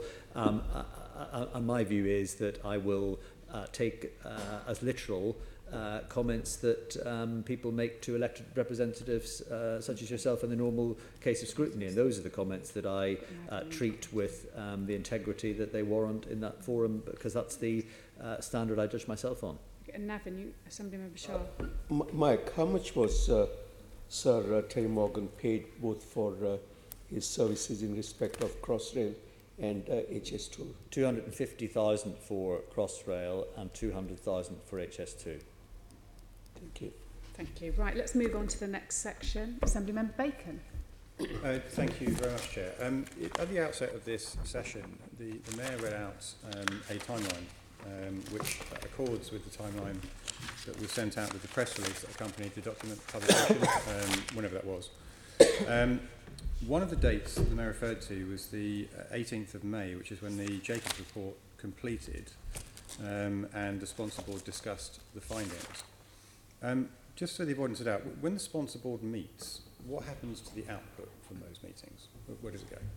Well, so they meet, and clearly they have, part of the sponsor board meeting has actually Crossrail executive people in the room, so there is a kind of sense of high-level oversight as to what is being reported to them and what findings they come up, and then that is followed up in the normal course of one meeting to the other with any actions that would prevail, and those will obviously emerge in the minutes when they are released. So TfL representatives on the sponsor board would feed in the outcome of those meetings to, yes, and yes, well, for the avoidance of, if there was something of specific importance, yes, I mean, rather than the day-to-day sponsor role overseeing at the high level the project, and just for the sense of completion, if I may, Chair, the sponsor representatives from TfL are at the moment are Simon Killenbach, my Chief Financial Officer, and David Hughes, who's the lead sponsor director within London Underground. Were they the sponsors on the 18th of May? They were. They were, okay. So at that meeting, sponsors asked Crossrail whether they were confident in the December 2018 opening. And the response was that they remain focused on opening in December. Yeah. That's not an ambiguous yes, is it?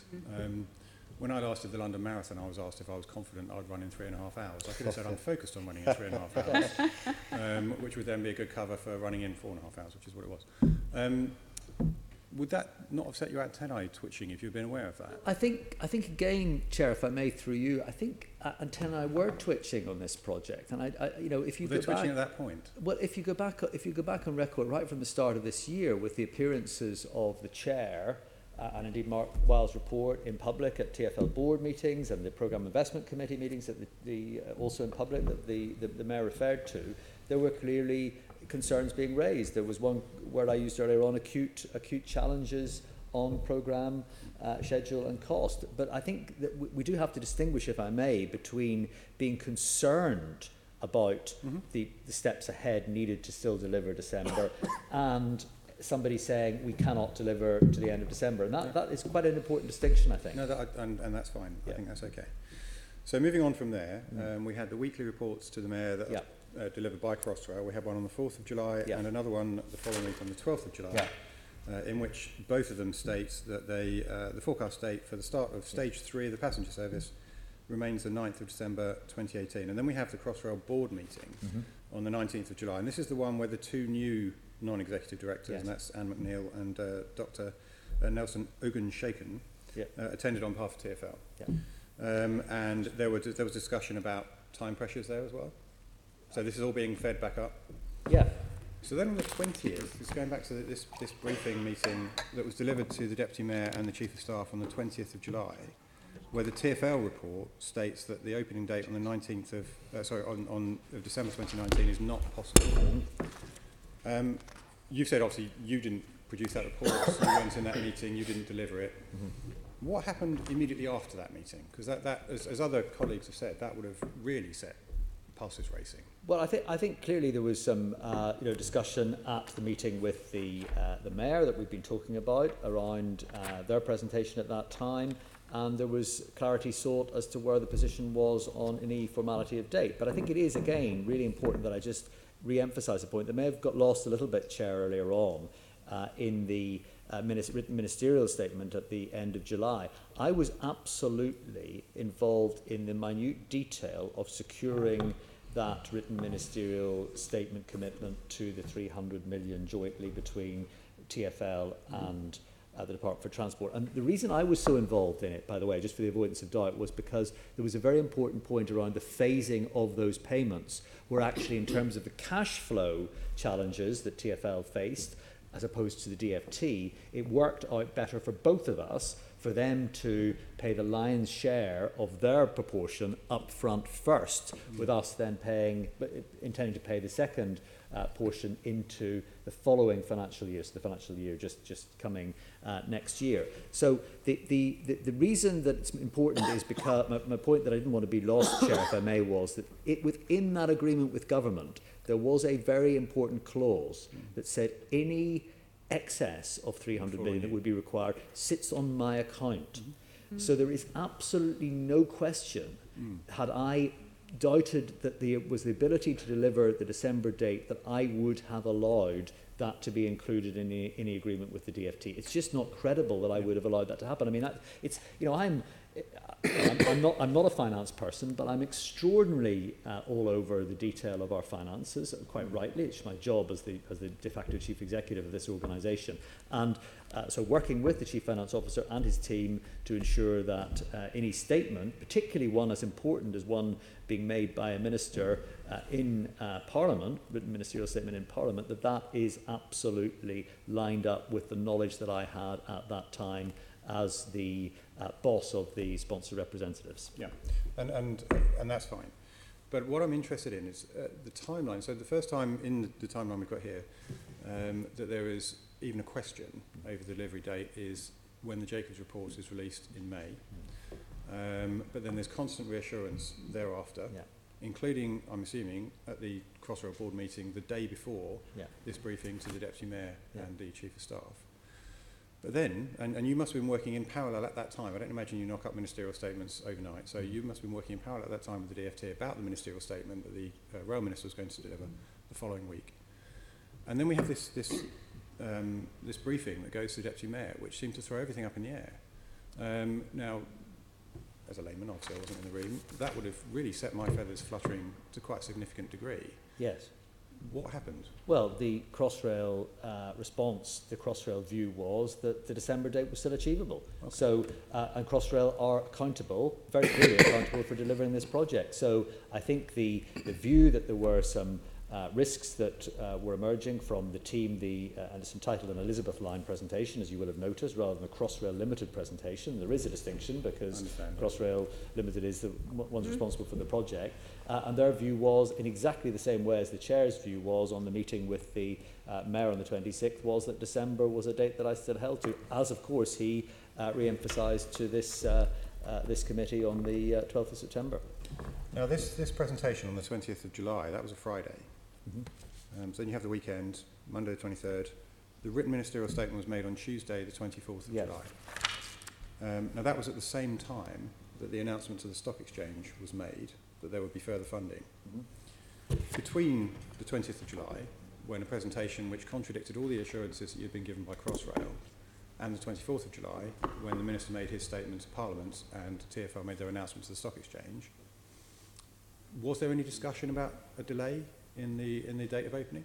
No, well, no, because the Crossrail assurance was that we were going to stick to December. Everybody realised, as I've said, there were some acute cost and schedule challenges that existed, but if there had been any formal view from the Crossrail team that there was a delay, whether it was on the 20th of July, 23rd of July, after the all-party parliamentary group, or the 24th of July, coincident with the written ministerial statement, or indeed after the meeting on the 26th of July with the Mayor, at any one of those occasions, had there been a formality of that risk emerging, then they would have been obliged, as Crossrail, to issue a formal adverse event notice to us, and of course we would have been standing, we would have immediately responded with a notification, as we would have been required to do, to the stock exchange. I think the point I'm trying to get to, Commissioner, is that you're the top man in TfL, and as you said, you're all across the detail. I think nobody who knows you would doubt that.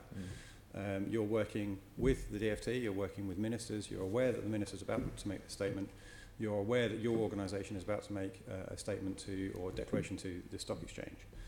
And 4 days before that's due to happen, your staff advised the Deputy Mayor and the Mayor's Chief of Staff that it's not possible to happen in December. Yeah.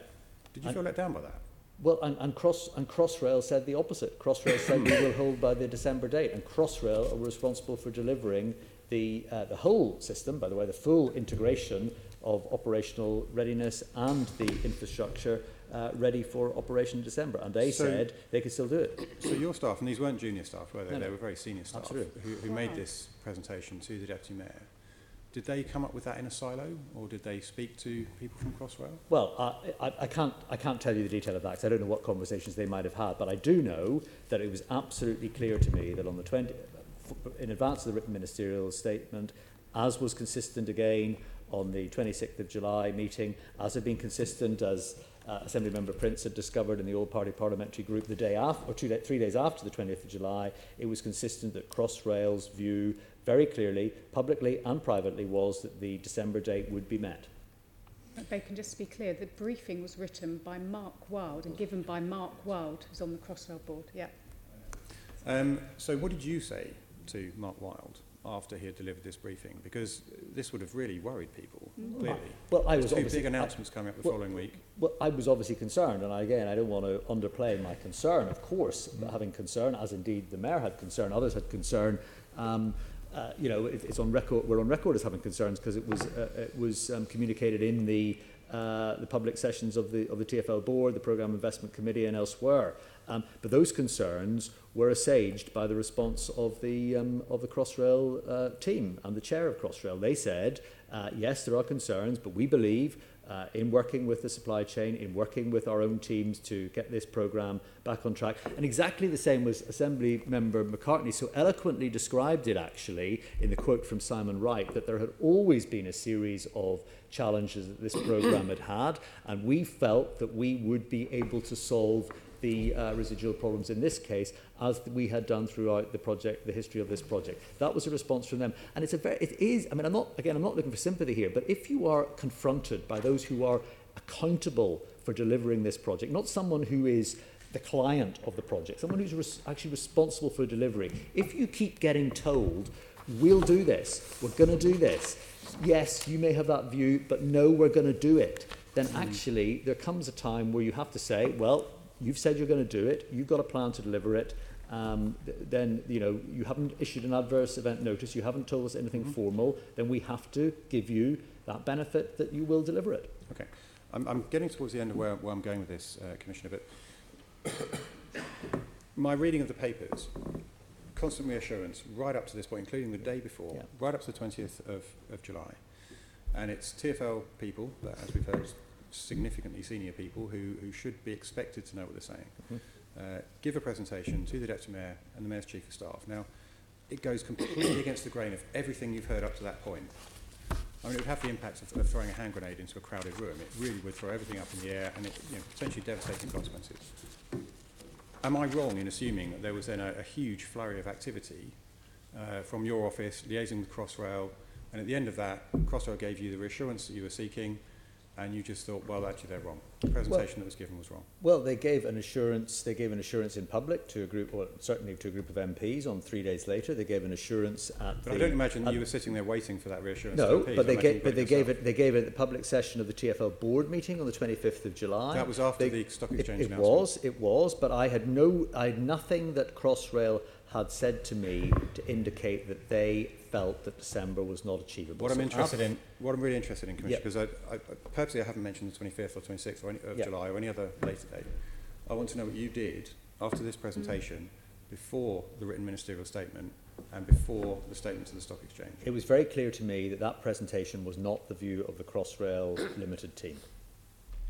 Right, so you undertook to get assurances from Crossrail and you received those? It was my view that it was my absolutely strong view, because I wouldn't that I would not have supported the written ministerial question. Was I not quite clear that they were holding to the December date as, and I know you don't want to go beyond the 24th of July, as was evidenced by everything subsequently. No, that's fine. I mean, other colleagues can talk about that. I'm specifically interested in the declarations. I was convinced that they were convinced December was achievable. Okay. So between the Friday when the presentation was given, presumably here, but maybe in Palestra, wherever, and the Tuesday, the following week, when the written ministerial statement was made and the statement to the stock exchange, you had received assurances and you were 100% confident that actually that presentation was inaccurate, and the 9th of December was the date. I think 100% is a strange way to describe it. What I said was that I was aware, had been aware throughout, there were acute challenges and, you had no doubt and that issues. That but I still was confident that the team at Crossrail, the delivery team of the project, were confident they could deliver in December. And had I not been, then I would, of course, not only rung the Permanent Secretary urgently and asked for a deferral of the written ministerial statement, which put, as I said earlier on, huge potential risk on TfL had there been a prolongation beyond December. I certainly would have stopped that immediately, was I not confident of what Crossrail were telling me. And also then I would have put in place other steps to get new assurances from Crossrail as a result of that. Okay. Have there been any discussions between Transport for London and the Financial Conduct Authority since the delay was announced? I don't know if there's been anything formal. Have there been informal discussions? I don't know if they've written. What I mean is they may have written to us, or they may have, but I can't honestly recall that. If they were to write to TfL, would they write to you? They or would write to the to General other people? Counsel. To the General Counsel, but you would be informed, surely? I would be informed. I can't recall where. I know there's been some dialogue because, of course, it was raised by some members of the Assembly, as I understand it, but I don't believe there have been any discussions with us. Chair, perhaps we could get written confirmation of that after the meeting? Yeah, of course, I'm happy to give you that. Our list of Happy to give you that. documents. Thank you very much, Commissioner. Can I just be, I've got two members who want to come in. Just be clear that from that exchange, you took the word of Crossrail over the word of Mark Wilde, your own senior member of staff. Yes, because he was a non-executive member of the Crossrail board, and the Crossrail executive and the chair of Crossrail are responsible for delivering the project. There's a very clear distinction between a board member and somebody who's has executive responsibility for delivery.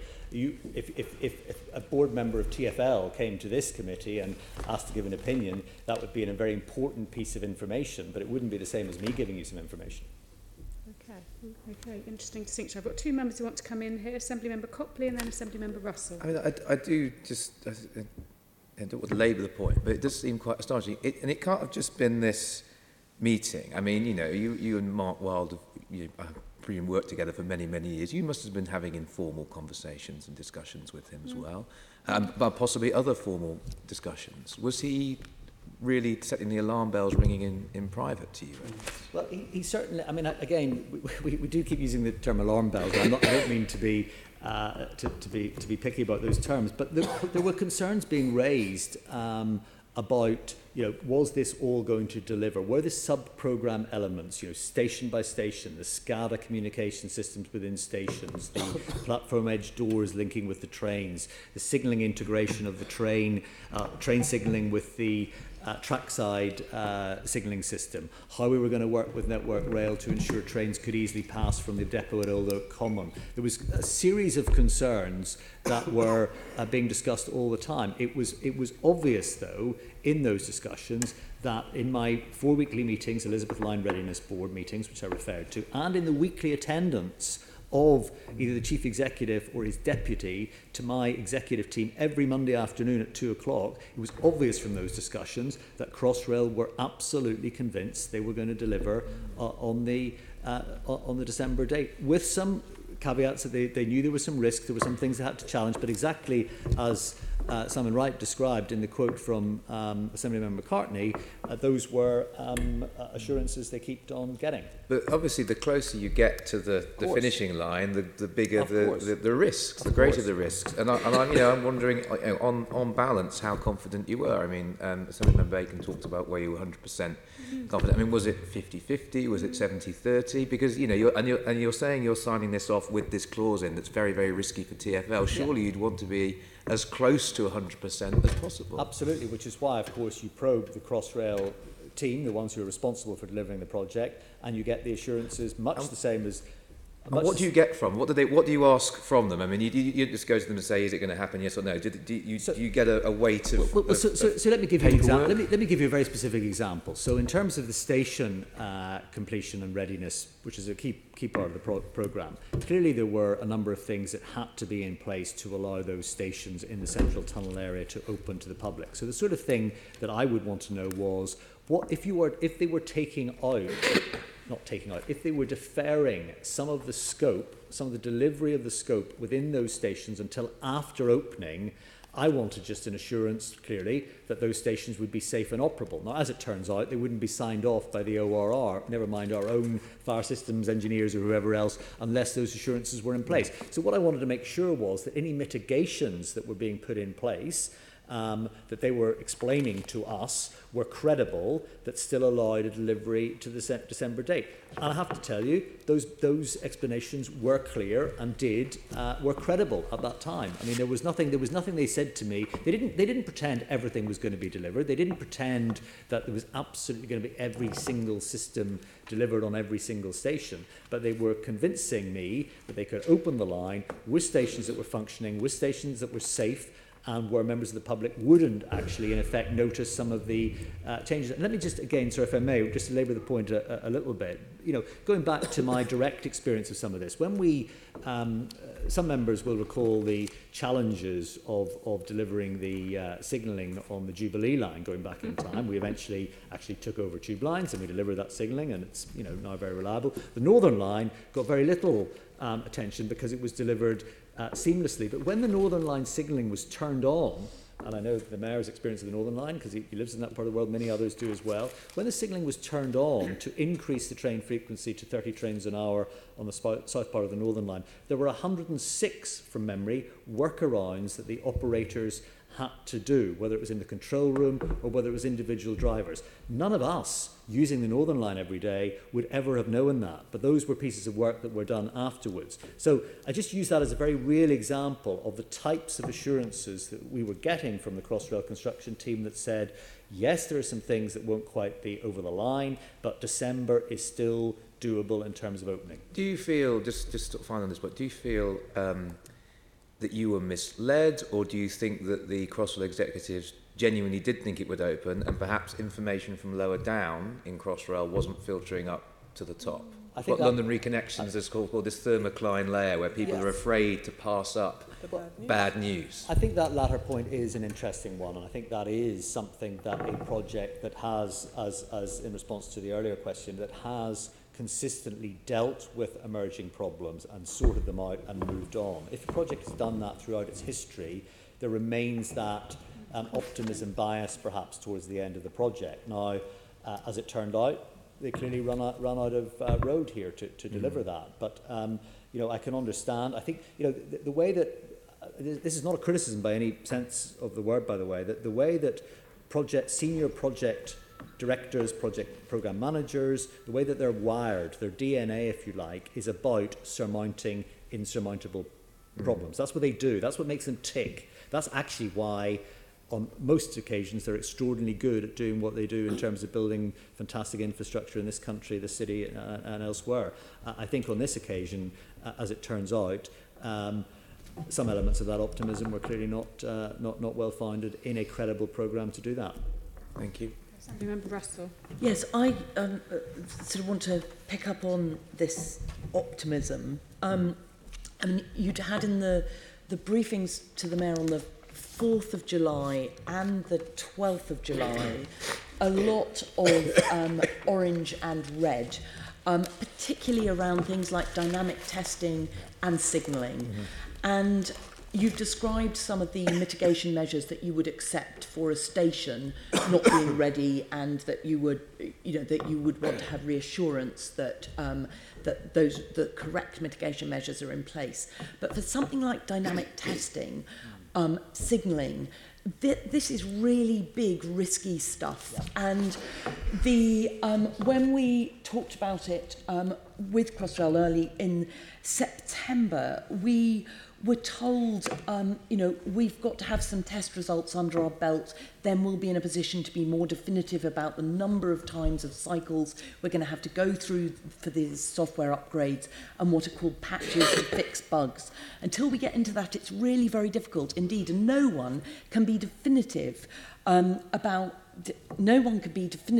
how many times we will have to go through this cycle. Now, do you really think that given all of this that you knew, shouldn't you have been saying to Crossrail, rather than just accepting their reassurances, shouldn't you have been checking with them a bit of that detail about the dynamic testing for the signalling, checking that they'd built in sufficient time to be able, we heard in September they'd need 3 or 4 months before they could even tell what was going on. So in July and August, why weren't you saying, hang on, you haven't got this signalling sorted, we've got red and orange in the risk rating that's coming through to us. Did you really double check that actually that signalling wasn't going to scupper the whole project? Well, actually, as it turned out, it wasn't the signalling that scuppered the whole project. It was the fact that there wasn't construction complete in the tunnel or on stations, which actually meant that there wasn't the ability to do as much testing to as much good effect as we would have liked there to be. But certainly, it is true that we were having regular discussions, including actually with the mayor, around the number of test windows we had. Actually, we tried some testing in the tunnel. We did have a train running at full speed in the tunnel. We then had more than one train operating to try and test some of the systems integration work, as well as, by the way, a huge number of tests being taking place at our test track, which is up in Melton Mowbray in the East Midlands. So, you know, there were some real trains undergoing real tests with real signalling on board at that time. So again, there was some credible answers emerging as to how these issues could be fast-tracked and resolved to get the trains into service. But it is true to say these are very complex systems. I don't want to understate that. These are very complex trains with multiple signalling systems on them because of the interface with the network rail. Quite difficult systems to integrate. But I had regular discussions, in fact, in support of Crossrail and kind of out with my direct responsibility. I had regular discussions, for example, with Siemens to ensure that they... Yeah, okay. But I wanted just to reassure you that I wasn't in any sense complacent. We were testing. We were looking at those reports and saying if there are red or amber status against these, what is the mitigation plan to get it back on track? And there were mitigations given and forthcoming from the team at that time. I'll leave it. Thank you. Let's move on to the next section. Assembly Member Curtin. Thank you, Chair. Yeah, good morning. If I could ask you, Mike, as a Commissioner, about the rolling stock. I know there's been some serious issues and delays in the delivery of the rolling stock. Can you tell us to what extent that has caused the delay to the opening of Crossrail? Well, first of all, let me be clear, there haven't been delays actually to the delivery of the trains. There are a huge number of trains already operating, both on the eastern part of what will be Crossrail, we currently describe as TfL Rail, and on the western section as well, which we more recently took over. So in terms of train delivery, trains have been manufactured, assembled in Derby and delivered to us in London. It is true to say, however, that, and by the way, I should just crack one other myth, that there was a former chief executive of Crossrail who I believe was on public record as saying that the initial procurement process for the trains somehow had a knock-on effect in their delivery schedule. Chair, if I may, that is simply not true. That is not the case, and his memory is flawed on that basis. But these trains have been delivered. Their reliability curve is improving all the time in terms of their performance, both east and west. They're not perfect. I don't think Bombardier, the manufacturer of the train, would claim they're yet perfect. Any new train does have its challenges. They've been testing not just on the operation of the east and the west of the tunnel section, but also, as I said, in answer to Assemblymember Russell, on the test track up in Melton Mowbray in the East Midlands. And those tests have given a huge amount of information on software and other things that need to be adjusted over time, as you would expect with any new signalling system and any new train introduced anywhere. You talk about the east section and the west section, yeah, and Melton Mowbray, but I mean, I think the thing we're all most concerned about is the central section from Paddington to Abbey Wood, the tunnel section. Yeah. And can you tell us if the testing of the trains in real life on the tunnel section is going according to plan? Well, no, it didn't go according to plan because we were discovering there was more construction still to do in the tunnel than we had assumed when we set in place the testing programme. So we did start some testing earlier in the year in the tunnel. Unfortunately, because we had to, if you recall, going back in time, there was a particular issue with energisation, as was called, with a problem with the power supply system being commissioned at Pudding Mill Lane. That is on record. I know that's been discussed, Chair, before, I think at this committee, certainly with the Assembly more generally.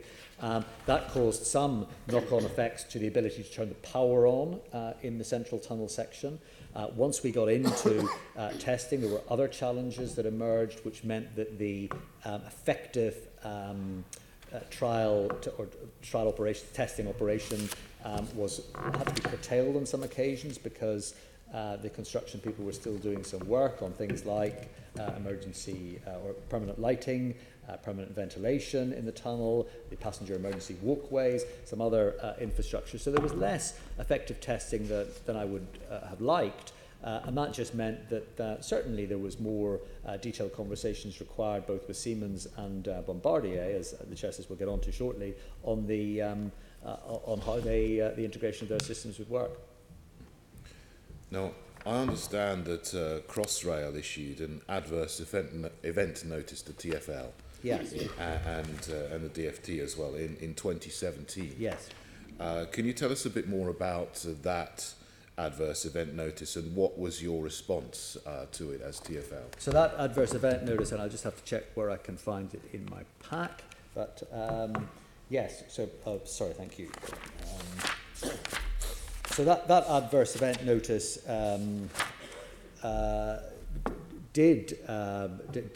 was issued on 7th of July 2017. It described how Crossrail Limited in the role as integrator and the responsibility for the whole project were taking steps to address issues and make sure the train signalling would be ready.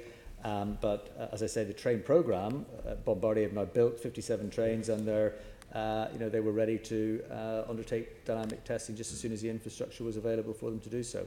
Did you at that point question that the opening date might be delayed? Well, no, because I think, again, there seemed to me to be sufficient time to still enable that very important safety and reliability testing to take place to still give us the opening time required. As it has turned out, since Mark Wilde has gone on in as chief executive and since his quest of discovery has commenced in urgent, as it turns out, there was more construction to complete in the tunnel area, evidenced by the fact that the 300 million was clearly inadequate in terms of the cost appertaining to the prolongation of the core construction project. Clearly that scenario was different as it turned out. Can I just, for completeness, there was also another adverse event notice issued in June 2016 to do with the network rail funding reduction. I think for completeness, Chair. Okay, thank you, Mr. Mayor. Now, Commissioner, I understand that you received a letter from Siemens in February 2018 warning of an 18th-month delay to the rolling stock. Can you tell us a bit more about that? Yes, well, I did receive a letter, and I was in correspondence with the with Siemens, with the chief executive Jürgen Mayer at that time. Actually, we'd been in dialogue for some time. Indeed, I'd met, although the contract is clearly with Crossrail, I'd met with Siemens on multiple occasions, some 6 or 7 occasions within the previous year, to have discussions as to whether there was anything we as TfL could do to support Crossrail in their role as systems integrator to see what else would happen. It wasn't the view that we shared or Crossrail shared that 18-month delay was accurate. There was clearly a need for greater collaboration and cooperation between Siemens and Bombardier, and indeed subsequent to that letter, coincident with that letter, we arranged meetings both with Bombardier and with Siemens at the highest level and got the two of them to work in a different way going forward. So they warned of an 18-month delay. Did you not think at that point that there was a risk to opening Crossrail's central tunnel on the 9th of December? Well, no, I don't think it's unusual to have discussions with these contractors at various times during the phase, but it's demonstrably untrue that these trains were 18 months late. That simply wasn't borne up in fact. So in February, just to give you some really clear dates, the first Elizabeth Line train was driven through the tunnels for the first time. The test train entered the new tunnels at Plumstead Portal, went onto the Thames, heading to the Connaught Tunnel before returning to Abbey Wood. In June, an Elizabeth Line train was tested in the tunnels under central London between Paddington and Abbey Wood, so the whole of the central tunnel section for the first time, and 7 of these new Elizabeth Line trains are currently being tested in the central operating section, notwithstanding some of the difficulties that we've seen. We have also been running 2 of them simultaneously to test different issues in different sections of the tunnel, and we are actually embarking full scale with operational testing in early January. So it wasn't that no tests were going on, But when I did have the letter from Siemens, I had further discussion with both them and Bombardier about the delivery of trains. So, for example, Mark Wilde met with them on the 26th of March. I met with the top management of them on the 12th of April. And since then, it's fair to say, so since that letter, that exchange of letters, there's been good progress on the testing and commissioning of the trains. Okay. Do you think TfL has any responsibility for the delay in the testing and the rolling stock and pushing back the date of the opening? No, well, let me be very clear. So the procurement of these trains was a function that was carried out by Crossrail Limited. They procured these trains. The contract sits with TfL formally because TfL is an organisation that will survive beyond the delivery of the project. So unlike the signalling or the contracts with the station construction or the tunnel construction, when clearly that is, once it's done. The lifetime of a train is, 30 to 50 years, and therefore it's important there is an ongoing ownership of that contractual arrangement. But it's very clear in the Crossrail development agreement, very clear in the project development agreement, when Crossrail was set up, that Crossrail Limited is the system integrator of everything, including the trains and the signalling system. We, of course, facilitate and help. And the reason we do that is because we have got a wider strategic relationship with Bombardier. So, for example, they've delivered the 192 new trains on the Circle District and Metropolitan line. So it's important that we don't have all sorts of disparate conversations going on with a train provider. But the systems integration role is clearly one that Crossrail has to fulfil. And Chair, for completeness, I think it's important, if you haven't got, that we provide you with the Crossrail delivery strategy and the project delivery agreement, because that confirms that responsibility lies with Crossrail. Because I've also seen media reports about the former chair deflecting responsibility and blaming this issue. So again, if it helps the committee, before he gives evidence, we can provide you those documents. But the procurement was with TfL. No, the procurement, be very clear, the procurement of the contract to deliver these trains was carried out by Crossrail. So Crossrail Limited is responsible for the delivery of the end-to-end railway, including rolling stock, signalling and systems integration. So when the trains come there, you own them, and that's why you're then selling that's them. That's why the formality of... So when Crossrail awarded the contract to Bombardier for the trains, they then... the management of the trains in the lifetime of the trains obviously comes to TfL, because that's an important... But it's very important that the previous commercial team at Crossrail were the ones that carried out the procurement to award the contract. But having the trains ready with the signalling and computer systems to talk is your responsibility? No, that's Crossrail. No, Crossrail it's very clear, Chair. It's a very important point. Okay. It's very clearly stated that Crossrail are the whole system integrator. You can't have two systems integrator for such a complex project, and the responsibility clearly sits with Crossrail. Okay, thank you very much. Assemblymember Copley wanted to come in. So are you saying, Mike, that subsequent to that letter in February 2018, which warned of the 18 months ago, that Siemens revised their opinion? And did they formally tell you that they'd revised their opinion and now they're expected to be able to get back on track? In meetings in meetings that I was at with them, and there were many other meetings at working level following the exchange of letters, and obviously Jürgen Mayer and I weren't at most of those meetings, but at those meetings the level of engagement and collaboration with Bombardier changed immeasurably. There's no doubt there was real progress made, and that then gave me confidence. I was given the confidence that we were in a much better place. I'm wondering, did they formally... No, they didn't formally write back to me, no. Right.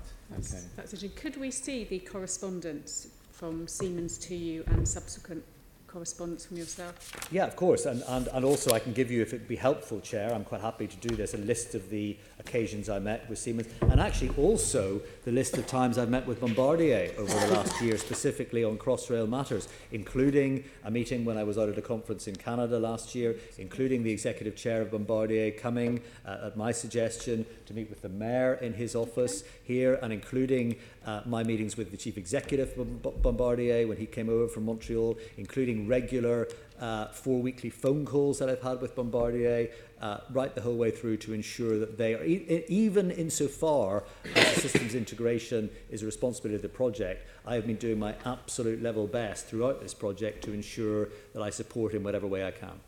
Yes, we'd be grateful to receive that So just on that pressure and, you know, concerns back to Bombardier, this isn't the only rolling stock that they're responsible for. Gospel Oak to Barking, which, again, we should have seen start. So I'm hoping you're putting the same pressure on them because, again, it's a case of I'd be keen to know if there are any financial penalties being applied to Bombardier in terms of their responsibility and if you as Commissioner are making sure that, you know, that's been highlighted. I think it's fair to say that the relationship with Bombardier is front and centre of my mind across the whole estate. There is no doubt about that, and I am clearly having regular discussion with Bombardier at the most senior level, including as recently as Tuesday evening this week on all those subjects that you allude to.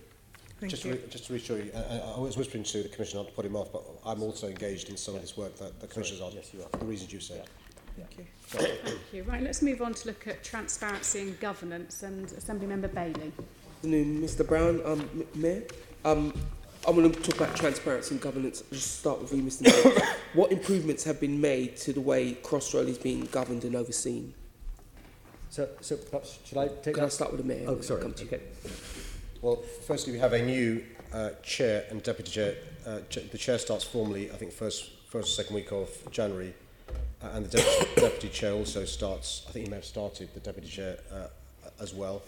In relation to the senior management team at Crossrail Limited, we've got a new finance director, a new chief executive, and another additional member of the team joined soon. And also, I met this week with the new chief executive, Mark Wilde, to discuss the issue of transparency going forward. He understands the ethos we want to see at Crossrail Limited, notwithstanding the limitations we have as a sponsor. I think the reality is because of the additional monies that are going into Crossrail Limited, the locus we have and DFT have is far greater than it was previously. If you remember, when there was a need for the additional monies this year, that allowed us to put 2 additional non-exec directors on the Crossrail Limited board and allowed DFT to have additional directors as well. I think this additional delay is a game changer vis-à-vis transparency and accountability. And we're keen to make sure that as much of this is made public as well, so that as soon as the new chief executive is able to give a date for when central section will open, we can all, in a friendly, collegiate way, but also a challenging way, make sure they meet that and stuff. And one of the things I'm clear now in my mind, some of the conversations I've had, is the obsession with a schedule leads to all sorts of promises being made about a timeline being met that clearly, on hindsight, weren't met. So we're keen to improve transparency going forward, but let the new chair and deputy chair begin in the first week of Jan. Then I'm happy to come back through you, chair, to the committee and the assembly just to let you know and the public how we're going to improve transparency. One of the things we're looking at, for example, is can we increase the role of business in relation to the Crossrail Limited board? You'll be aware one of the innovations about Crossrail is the funding package, and London's businesses have been so incredibly supportive. Or question, should they have some sort of locus in relation to accountability of the project in this final section? So that's some of the things we're looking into, but until the new chair begins, we can't really finalise that. How many Crossrail board meetings did you attend? I'm not allowed to. So I'll let the Commissioner explain the constitution in relation to Crossrail, Yeah, so Crossrail as an independent board has an independent chair and is attended just by the board members of Crossrail and by senior executive people. Again, that was one of the when the previous government, supported by this government, set up the arrangements for Crossrail. It was very clear that it didn't have the same public visibility, for example, that the TfL board has. It was done in a particularly different way. I think what the Mayor says in terms of the new arrangements going forward. I mean, in fact, one of the discussions I had with the prospective chair before he was appointed by the Crossrail board as the new chair, he said to me explicitly, and I'm sure you'll meet with him in due course, he said, Mike, I want to be sure that I can be totally transparent out loud with what I'm finding. And I said, well, not only will you have that assurance, actually, that's exactly what I want you to be, because therein lies some of the challenges we appear to have seen before. So I thought that was a tremendous endorsement of his approach to the project going forward. Have TfL's appointment to both the Crossrail board and the sponsorship board allowed TfL sufficient oversight over the project? Well, I don't think in retrospect they have. I think that was the point I was saying in terms of the arrangements that you would seek to have in place in a future project of this scale. And again, I just go back to the point I made earlier on about the history of this, because the view was at the time that you had to keep TfL and indeed the government away from dabbling in the detail of how this project was set up, how it established its compensation for its senior executives and the kind of talent it needed from around the world. We had no role in determining that. We had a very light of touch ability to have one sponsor nominee each, the Department for Transport and ourselves, sitting on the board, but the board was dominated by appointments, independent appointments from Crossrail themselves, and that was entirely the way the project was set up and governed.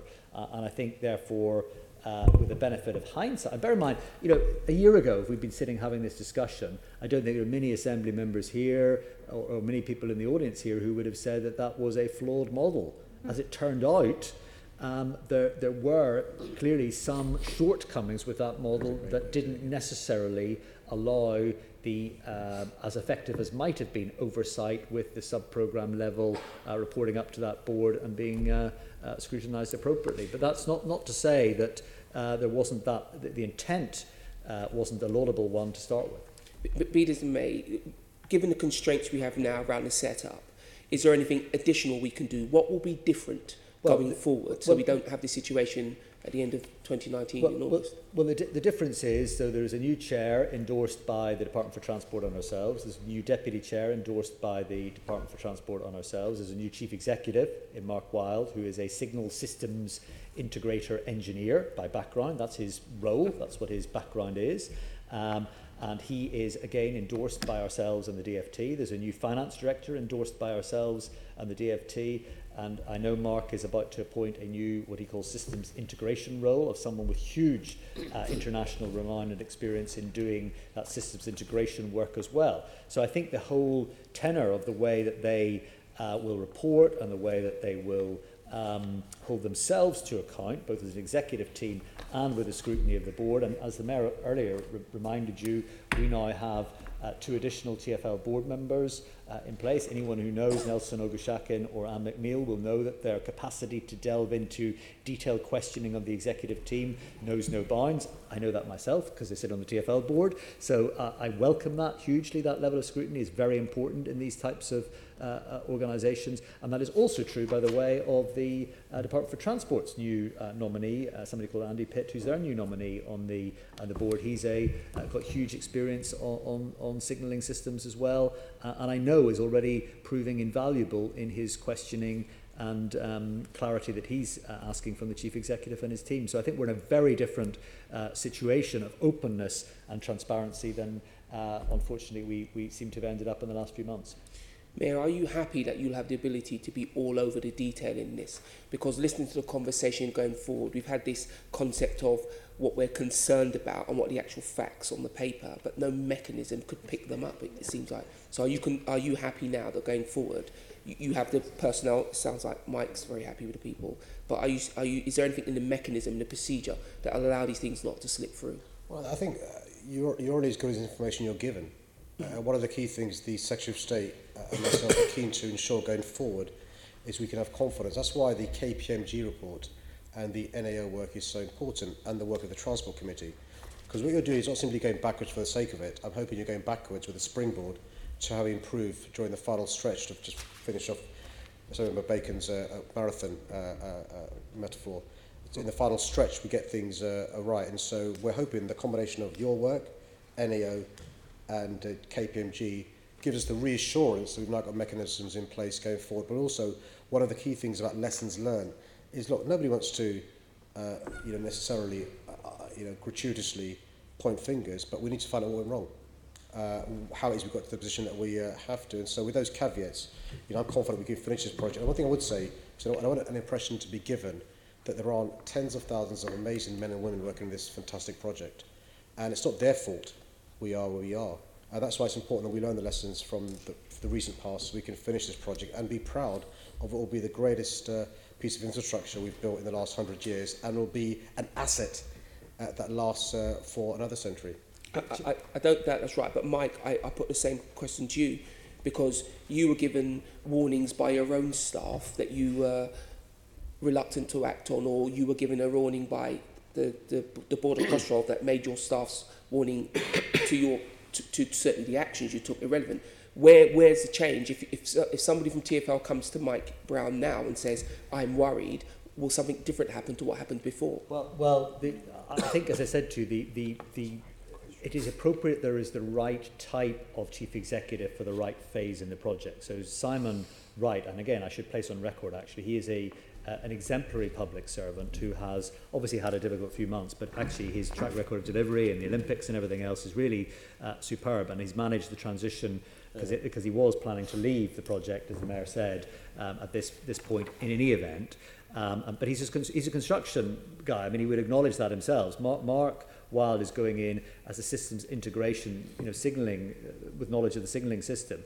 And I think I don't know of anyone more transparent and more incapable of telling you other than how it is than Mark Wilde. I mean, I don't mean to regionalise these things, but he's a straight-talking Geordie in every sense of the word. I know he works for me, and I can tell you he often gives me some very painful truths, but actually they're always true. So you're saying because of this particular individual, his expertise, if concerns are raised in the same fashion they were before, because remember there's been a conflict here, yes, and senior people such as yourself had to make a decision which set of information they acted on. You're giving me why Mike Wilde you act on his information, but why didn't that happen before? Why didn't you take this step before? Well, I think self-evident. There was a chief executive before then. There was a previous chief executive before him that ended his tenure at the early part of this year. I think there's a combination of the board and how it's constructed now with additional TfL nominees and Department for Transport nominees, because let's always remember this is a jointly sponsored project. Very important. This is the government and TfL. But are you the lead? Am I correct? No, it's absolutely not. It's a jointly sponsored project. I'm slightly worried about that question, Chair. I don't want the committee to think that Mike Brown, the Commissioner, is in charge of Crossrail Limited. Can you just reassure me, Chair, that the committee understands? Yeah. We're clear, don't worry. It's just Sean Bailey. No, we are joint sponsors, absolutely joint sponsors in the true sense of that meaning. But what I would say, just going back to what I said earlier on about the capability of the new chair, the deputy chair, the construct of the board going forward, we are in a different phase of the project delivery now as we get towards the opening of the line, and I think that the new people that we've got in place both reflect some of the recent challenges we've seen and reflects what we need to do to get this project over the line as quickly, safely and reliably as we all want. Okay, just slightly to move on slightly. So the Jacobs report highlighting costs and schedule overruns, etc. Mayor, why wasn't that published earlier? It's not my report. So the Jacobs report was work commissioned by Crossrail Limited. Mm-hmm. We are a sponsor, as is the DFT. So Chris Graylian and I have similar roles in relation to the setup of Crossrail Limited. Jacobs was a report commissioned in relation to the additional costs that we were told may occur. And so they looked at the information provided by Crossrail and concluded that as a consequence of the additional work required, still meeting the December deadline, there would be an additional cost of £211 million. That was a report given to Crossrail Limited. We're a member of that board, as indeed is DFT. And so it wasn't for us to publish reports that are other people's ownership. You'll be aware that the Deputy Mayor for Transport, Heidi Alexander, has written to Crossrail Limited and told them that she thinks they should be publishing minutes and other events, other things. They've published those minutes and other things, but ownership doesn't lie with us. So, for example, during the course of this meeting, in answer to a different question by the Chair, I volunteered the fact that we also are aware of other documents that aren't our ownership, we're seeking permission for. DFT, as the Commissioner has confirmed, has agreed to publish those documentations, and similarly, we would be happy to pass on to the DFT or Crossrail if you don't want to directly approach them, for them to publish things going forward. We're quite clear in relation to the new Chief Executive, the new Chair, and the ethos going forward is we want full transparency. Some of these things we can't require them to do, and it's in their gift, but we can use the additional locus we have because of the increase in funding, which we didn't previously have. Would you agree with that, Mike? Will you be pushing for a much more open correspondence with the Assembly, with the public?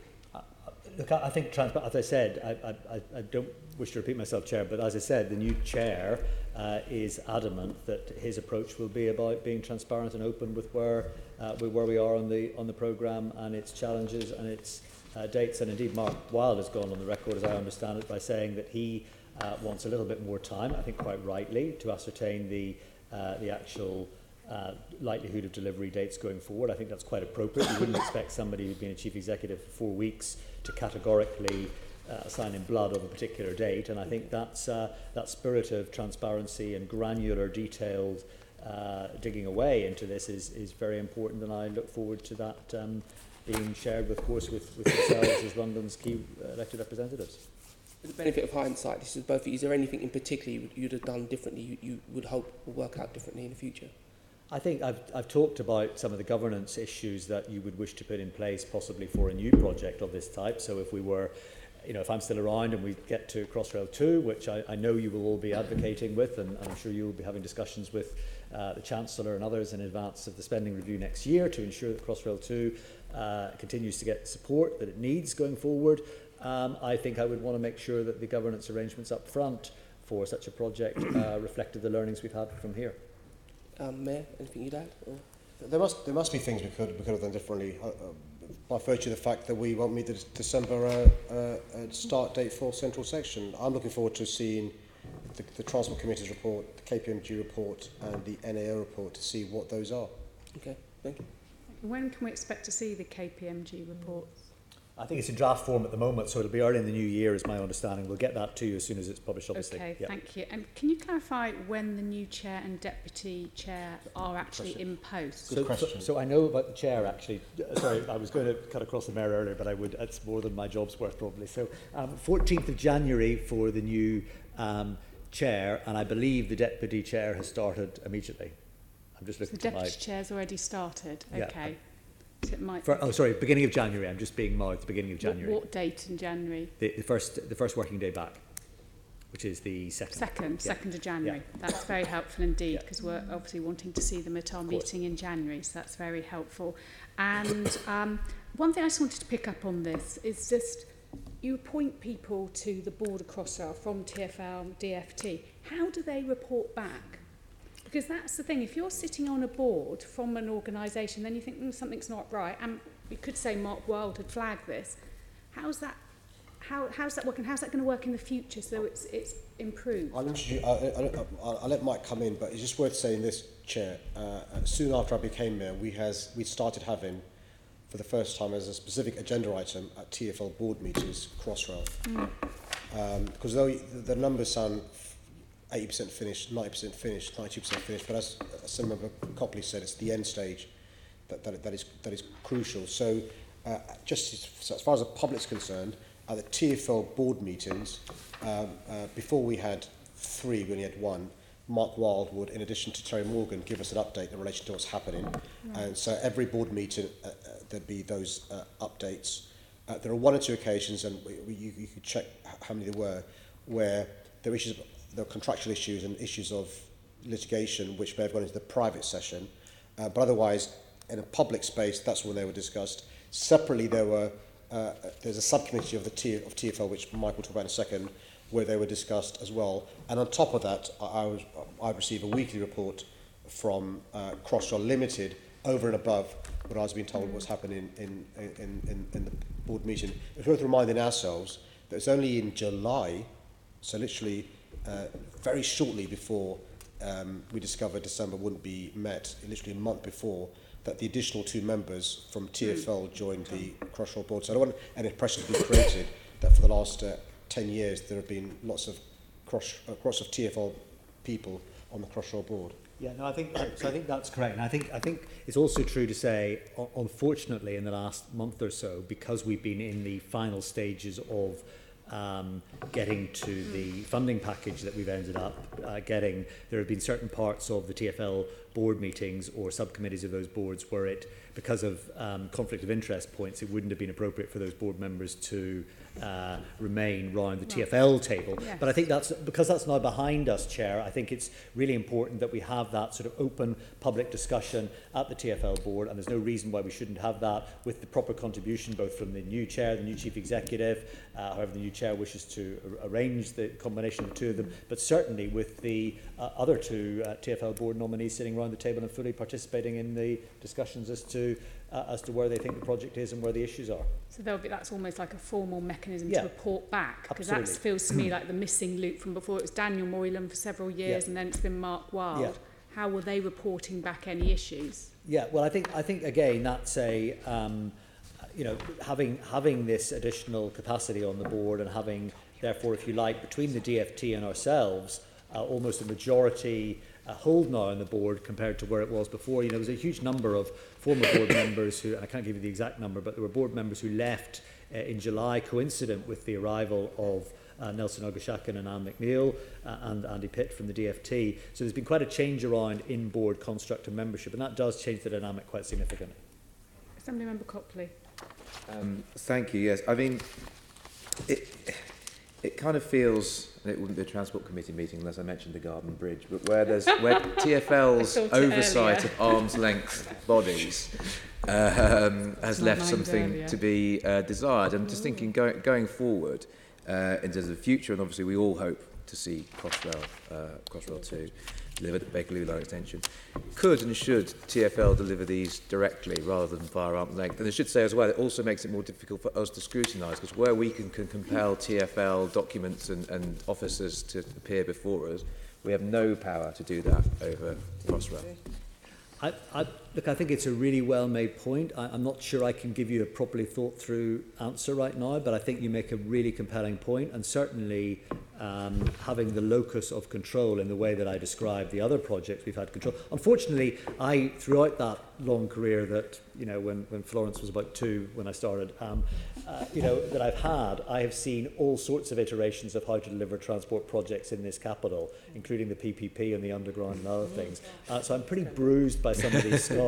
So I have my instinct to your question is to say, yes, it would be much simpler if it would be more straightforward in projects going forward, and certainly when I write my book, I will include some of those examples in it. Excellent. And just finally, I did want to ask about sort of the bonuses issue, because obviously the previous chief executive left, I think, in March yes. with a performance-related bonus. Yeah. I mean, I know I don't particularly like discussing individuals' remuneration packages because it is a bit sensitive, but do you think the public would be a bit sort of shocked that someone can take away a performance-related bonus and then just a few months later, someone's that senior, and then just a few months later, it announced the project's going to be delayed? While Mike finds his page, it's just worth reminding colleagues, I've frozen the top salaries in TfL, and the former chair would have known that. Notwithstanding that, the base salary of the Crossrail team was increased over the course of the last two years, much to my displeasure. And one of the questions I asked was what locus we had in relation to this. It's worth just reminding yourselves, and I know you're going to be hearing from him in January, but as far as the top team at TfL is concerned, base salary frozen, reducing the size of the senior management team. Very little locus over the Crossrail team. Their base salaries have increased. Putting aside your separate point about bonuses. Yeah, so on the bonus point, if I may, I'll just quote from the minute of our remuneration committee, the TfL remuneration committee on the 13th of June, which again is in the public domain, Chair, for the avoidance of doubt. It was a public meeting. The committee noted that its role was limited to commenting on the decisions of the Crossrail Limited Remuneration Committee, and it had no authority to change those decisions. The committee's view, this is the TfL Remuneration Committee's view, was that any performance-related payment should be clearly linked to delivery of key milestones, including as to timing and cost, and should be payable only when these were demonstrably met. So I think that is very clear of what the view of the TfL Remuneration Committee is, and I would echo that sentiment. Do you think that perhaps the individual concerned should hand the bonus back? Well, it's not really for me to comment on decisions of individuals who've left Crossrail, so you forgive me if I don't comment on that. Mr Mayor, have you got a view on that? I think it's unfair they're not here, and I also agree. And you don't. I know you don't like to name individuals either. I think these are particular questions that the former chair can answer when he's before you in January. Thank you. Okay, thank you. Let's move on to the delivery of Crossrail. Assembly Member Russell. Thank you, Chair. Yes, so looking forward now to actually getting Crossrail open. We were told back in August that the opening of the central section would be in autumn 2019, and then on the 10th of December we had a TfL statement confirming the launch would actually be later still, and actually I'd say that was a reassuring statement in that it acknowledged that, and I quote, more work is required than had been envisaged to complete the infrastructure and then commence the extensive testing necessary to ensure the railway opens safely and reliably. And then it said that Mark Wilde and his team were working on a robust and deliverable schedule. So that, given everything has been moving around quite so much, that sounds as if what Mark Wilde is trying to do is to get a robust and deliverable schedule. So I'm wondering, first of all, when you think we will know when that robust and deliverable schedule can be shared, and also when you think that the services will begin on the central section of the Elizabeth line. Before Mike answers, Carol, it's just worth reminding ourselves that at the very last Crossrail board meeting on the 13th of September, attended by the former chair, his view on the 13th of September was Crossrail expects an extra £468 million to complete the project. So even in September, his view was the additional cost to finish it was £468 million. We now know since September, since he's left, it's approaching £2 billion. That's the context of the uncertainty of information that we want to give to you if we can't rely upon it. Mike? Yeah, so let me try and help with the answer to the question, because it's a fundamental question, of course, that you ask. Mark Wilde has been in the job, as I said in response to Assembly Member Bailey's question, in the job for 4 weeks now. And he is really on a detailed voyage of discovery of what the scale of the challenges, the outstanding challenges are. And those come in, I suppose, 3 key areas. One is the completion of the construction works, both in the tunnel and then secondly in the stations. I actually visited the project on Wednesday of this week with the Chief Executive, and it is fair to say there is a lot of work still to do. I mean, I witnessed it with my own eyes, and actually even when I was last on, one of the places I was at Bond Street Station. When I was last at Bond Street Station in May, it looked more finished than it does now, strangely, slightly worryingly. So there's obviously been some issues that they've had to deal with. They did talk me through some of the issues around fire suppression systems and... So what systems? So fire suppression, which is around ensuring there's adequate provision in the event of a fire and the emergency response. The what's called a SCADA system, which is a station control system that actually is the brains, if you like, the computer brains of the stations. There's a lot of work to do there as well. So I think and then there's the issues that you alluded to earlier on, which is the integration of the signalling systems. Mark is now confident that the in earnest running of the train to test those systems will take place from the middle of January, so from the 14th of January. So that's a confident date. He's confident he will be doing that hard testing. He's now confident, he told me the other day, he's now confident of that date, 14th of January, and that will be 4 days of 24 hours a day testing.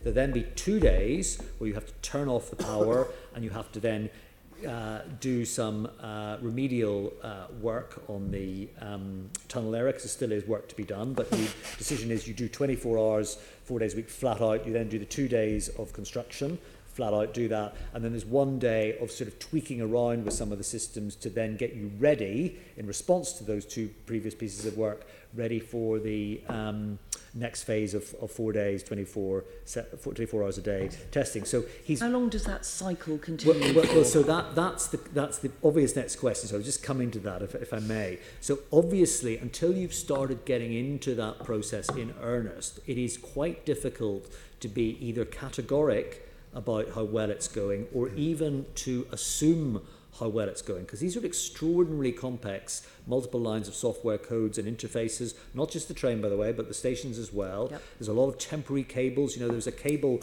run I saw that I couldn't even put my arms around the other day that is temporary cables at one of the stations that has to be all removed and decommissioned, and the sealing of the hole that they run through at the moment has to be all taken place of before you could even get the station ready to be an emergency evacuation point for services operating. So there's an extraordinary amount of, at sub-program level, to bring all those things together, and that's before you get the formal sign-off by Crossrail's own engineering team, including, most crucially, the fire safety systems team. Then there's the Office of Road and Rail formal approval that has to be signed off before you can bring this service into this network into passenger service. So there are a number of factors ahead.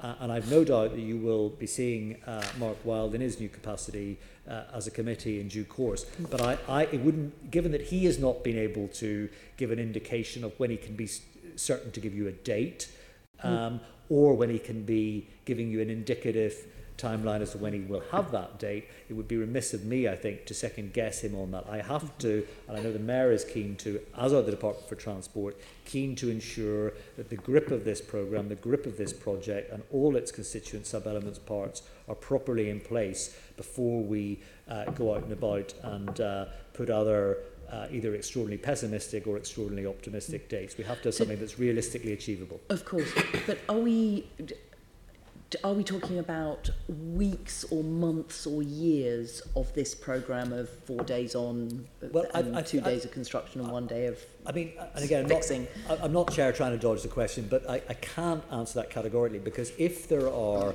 certain issues that emerge with the software, either the trackside signalling software or indeed the interface with the train software, whatever it is, there may be some issues where you have to just do some quite serious recoding and rewriting of that software. Now, more likely, there will be issues that just emerge that say when you have multiple trains in a particular configuration in the tunnel, actually the signals go to red, in ill speak, and the train service is not able to operate because of that configuration, and something has to be unlocked to allow it to move forward. Now, that's more normal, that's more standard, that's what I would expect more of, but to be honest, until you get in, Chair, to that testing regime in earnest in January with the intensity that I'm talking about, it's just it's impossible to be categoric, so I can't be. I'm not asking you to be categoric, but I'm just sort of trying to get a sense of the scale of this. Could we be looking at 2 or 3 years of testing in a worst case scenario? I think that's extraordinarily unlikely. We've looked at the types of scenarios you're talking about, and subject to some major catastrophe of infrastructure failure or something like that, which I wouldn't foresee happening, but you always have to have that caveat.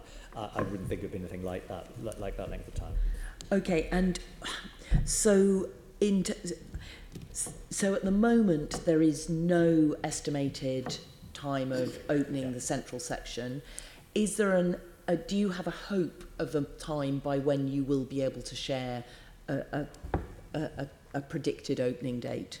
I hoped, because of the evidence I was given for the 9th of December, but that clearly didn't happen. So I'm reluctant to be hopeful of anything until I get some empirical evidence from the new chief exec and his team. To be honest, I'm not trying to dodge the question, but no, I really. Of course. But so, at what point would you expect that Mark Wilde would be able to provide some kind of an update of this, what did he call it, robust and deliverable schedule? Well, my view is, and I do caveat it with it that I haven't explicitly asked in this question, but my view is that within the first quarter of the next calendar year, so starting on the 1st of January, I would hope he would get a clearer indication of the types of range of possibilities that are out there. Okay, thank you. I won't press you any further on that. And what about the eastern and the western sections of the line? Because,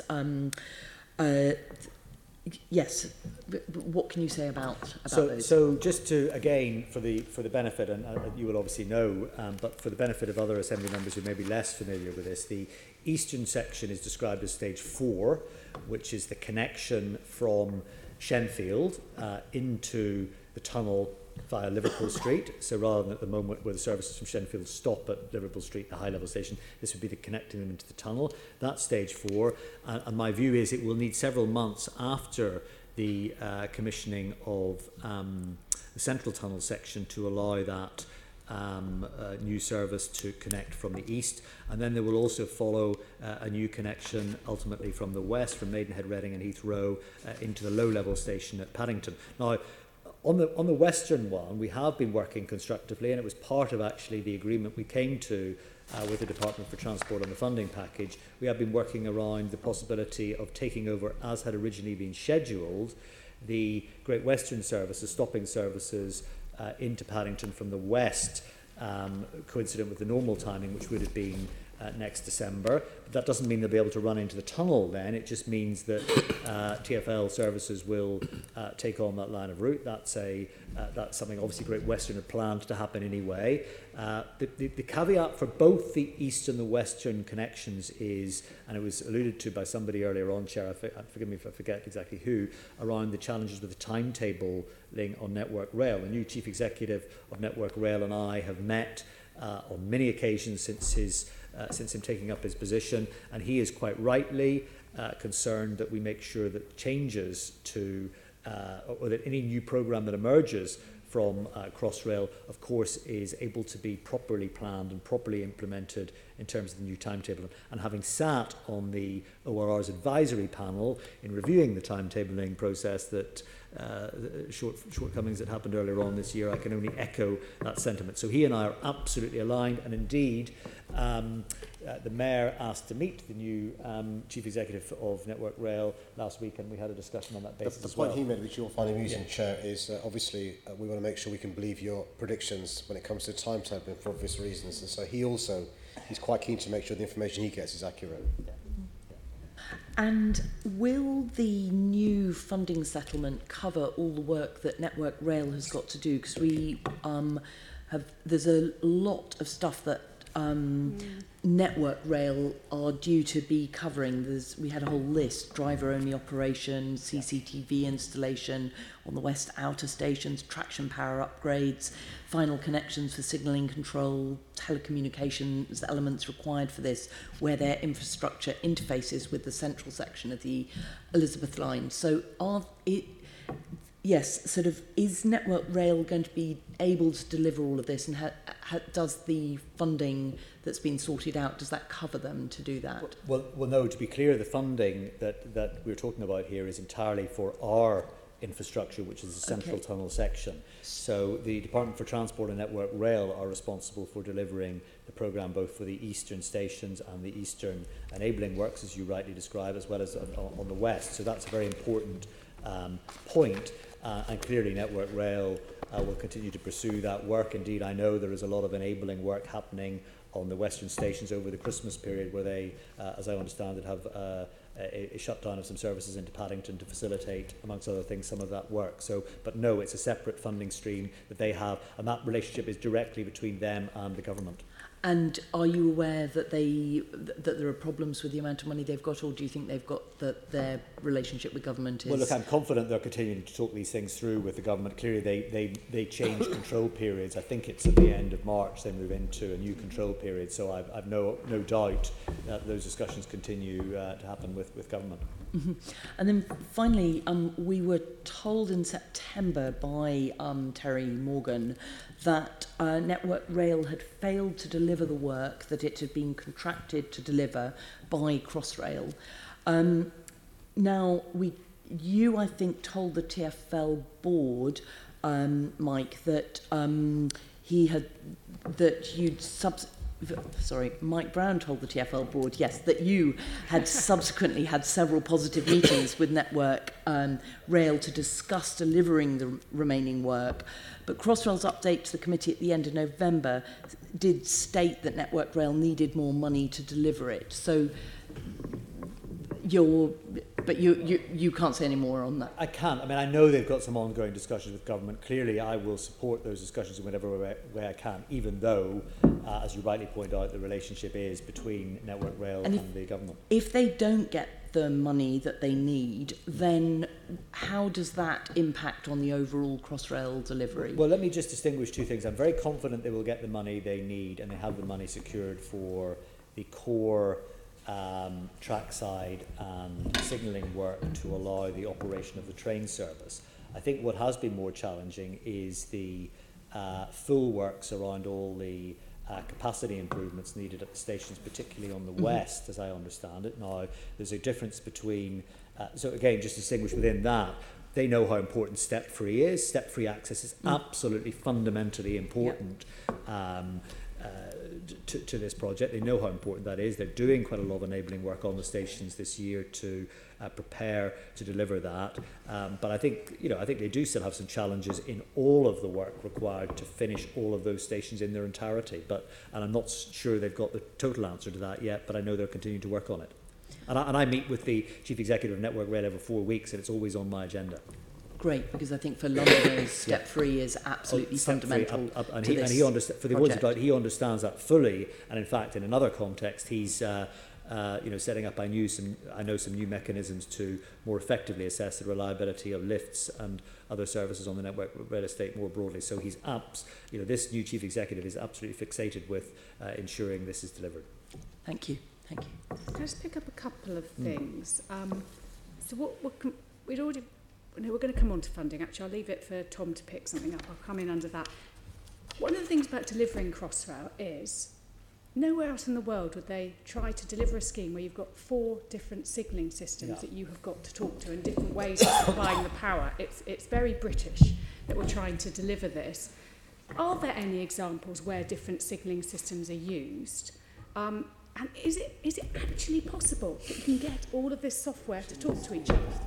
Well, technically, it's a really brilliant question, Chair, and technically it is possible, but it's challenging. But it is possible because what you in effect have within the black box, if you like, within the train, you have those multiple interfaces that all work with and talk with each other. And actually, we have done it even on our own estate before. On the when the Jubilee line was being commissioned, we had old signalling systems and new signalling systems as we rolled out the commissioning stage. We did the same on the Northern line. We'll be doing the same from next year on the Circle and Hammersmith and City lines before we roll that out further as well. And actually, even on that group of lines in its end state, some of the parts of the district and metropolitan line will still have somewhat conventionaling system with an overlay because on the Wimbledon branch, which is owned by Network Rail, the Richmond branch, there are still, of course, conventional trains that run over them. So on the Richmond branch there are overground services. On the Wimbledon branch, actually some South Western Railway services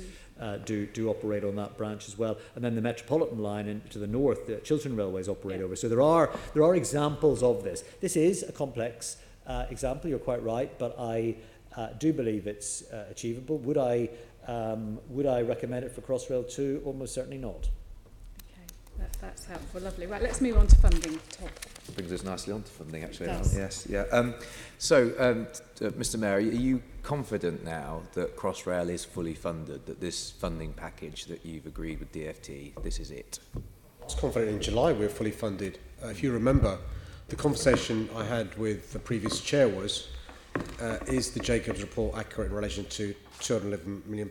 He was supremely confident that not a penny more than £211 million. We still built in some extra just in case, which is the £300 million deal that's been alluded to. One of the things that why we had to have that certainty was because, as the Commissioner's referred to, we had to basically pay for the rest over and above 300. And that's why we've been working around the clock since being told December wasn't going to happen, end of August, until reaching the deal with the government to make sure we can fill the financial gap. That's why it's inexplicable that I would have been told on the 26th of July we're not going to open in December, and I just, for a month, just got in hibernation, as would the Commissioner, as would the Chair. It just doesn't make sense in relation to our actions post-July 26th to post end of August. In relation to what we know about the cost, I'm confident, and let me tell you where my confidence comes from. We've already got a package from the government of £300 million, you know about that. The additional deal we've secured with the government is, roughly speaking, £1.3 billion, with the ability, if there is an additional cost, to go back to the government and get an additional loan. I appreciate some Londoners will be unhappy. It's a loan, not a grant. The way Crossrail is funded is basically a third central government, 2/3 London. Businesses, fair payers, taxpayers, and we know that. And so it's never been the case. This has been a government foreign project. They're funding a third. If you remember also, before 2010, the cost of this was £17.9 billion. £17.9 billion. and to get it through the coalition government, rather than dashing it altogether, it was agreed to reduce the cost from 17.9 to 14.8. With the additional cost, it goes up now to 17.6 billion pounds. One of the things the new chief executive understands is the importance of being frugal. I know from his experience in the underground, he doesn't believe in doing things gold-plated for the sake of it. And we want to make sure we get value for money in relation to this going forward. Just one final thing, Chair, is one of the reasons why there is sensitivity about monies is if you know as a contractor that I've got £2 billion, well, don't be surprised if you bid £1.99 billion. And that's why there are sensitivities when it comes to certain parts of this, and that's why sometimes we go into private session. It's not to try and hide things from the public, but we don't want to telegraph to contractors a negotiating position. But, you know, we don't want to spend £2 billion, we want to spend as little as we can. Just actually put a thought into my mind on contractors. This one thing that's been raised as an issue is contractors now putting in, not absorbing any kind of extra costs when they make mistakes, and just putting in invoices to Crossrail because they know that Crossrail's been massively reduced in terms of its size and the expectation it will all be handed over to TfL. Are you concerned, and is there going to be some control over this to make sure that contractors are not being overpaid and we've got the full scrutiny? I might have to put that I'll bring Mike back. Before I do, can I just say this just before Mike comes in, is one of the reasons why I was keen to make sure there is no scapegoating, but I can have confidence in the new management team is to ensure there's a new CFO as well in Crossrail. I'm not casting aspersions on the previous CFO. It's important that those sorts of issues are dealt with, but also we want to use our experience in procurement from TfL when it comes to Crossrail. But it's a really important point. We're live to it, and we think we've got an answer. It's a really well-made point. I mean, I think the challenge when you get to the end stage of delivering big construction projects, wherever they are, actually whether they're those cranes you see across the river here or whether they're on railways or on stations or anything else, is that actually the margins that the joint ventures or the individual contractors, tier one, and therefore through the supply chain, are often working to at the very end of the project, have often almost dissipated to zero. And that makes it quite difficult, and that's why you tend to sometimes see some recalibration of completion incentive regimes emerging. Now, that shouldn't be around rewarding failure. You're absolutely right, and that is one of the, I know that's one of the things that the new finance director at Crossrail is adamant that we don't do, but I don't want to give you the sense that it won't sometimes need to be. It's my understanding, I'm not in the detail of what they will need to do, other than their philosophy around this, that occasionally there will need to be some minor incentives at sub-programme level just to ensure that there is the right motivation to get these things completed as possible. And of course that might, will often be much better value for money than a prolongation where the Orange Army I referred to earlier on continues to prevail and work on site, where you're actually eating away a lot of funding every day because you haven't finished all the necessary jobs. So it's a difficult balance, and I do accept optically it's sometimes a bit challenging, but it's something I know that the new finance director is adamant to get that balance right. Okay, thanks for that, Mike. And Mr. Mayor, just to drill down a little bit into the new funding package, this £100 million cash contribution, which the GLA is providing to TfL, where's that money come from, and are we going to see cuts in other areas in order to provide this £100 million? No, so that comes from business rates supplement. So it's £100 million we're giving as a cash contribution, and there's 1.4, which brings it up to a total of £1.4 billion. So it's we borrow 1.3 billion from the government. We give in 100 million. Right. So you've got the 100 million cash already. The 1.3 billion is being borrowed and then being repaid via the business rates. Via two things: MSIL and business rate supplement. Okay. Thank you for that. I mean, in terms of the effect of extending the business rate supplement and the MSIL, this is now money that can't be used to fund London's contribution to Crossrail 2. So how concerned are you about this as a threat to the delivery of Crossrail 2? So if we deal with the two funding streams we're talking about in relation to paying back the loan, the business rate supplement was going to be used for Crossrail 1 until the late 2030s in any event. So we're extending that in relation to if that's one of the funding routes for Crossrail 2. It's MSIL, which was going to be diverted towards Crossrail 2 from next year, I think. And that's the obvious concern, that one of the revenue streams for the 50% cost the government requires us to pay it's now staying in Crossrail 1 rather than being diverted to Crossrail 2. Those are some of the conversations we'll be having with the government in the lead up to the comprehensive spending review. You'll appreciate the last few weeks we've been focused on getting a package together for Crossrail 1, and so you're right, it does beg the question, what are the funding streams in relation to 50% of the cost? One of the things we'll work towards in TfL is seeing how we can address the government's ask of half the cost to be earned by London. We've talked about this before in relation particularly to the delivery of new housing and uplifting of land value, and obviously it would be very beneficial, I think, if the government were to grant further powers for TfL to use land value capture mechanisms. There's two things here. One is just to reassure ourselves that independent bodies like Standards and Poor have publicly confirmed that this package we've negotiated will not have a negative impact on GLA's credit rating.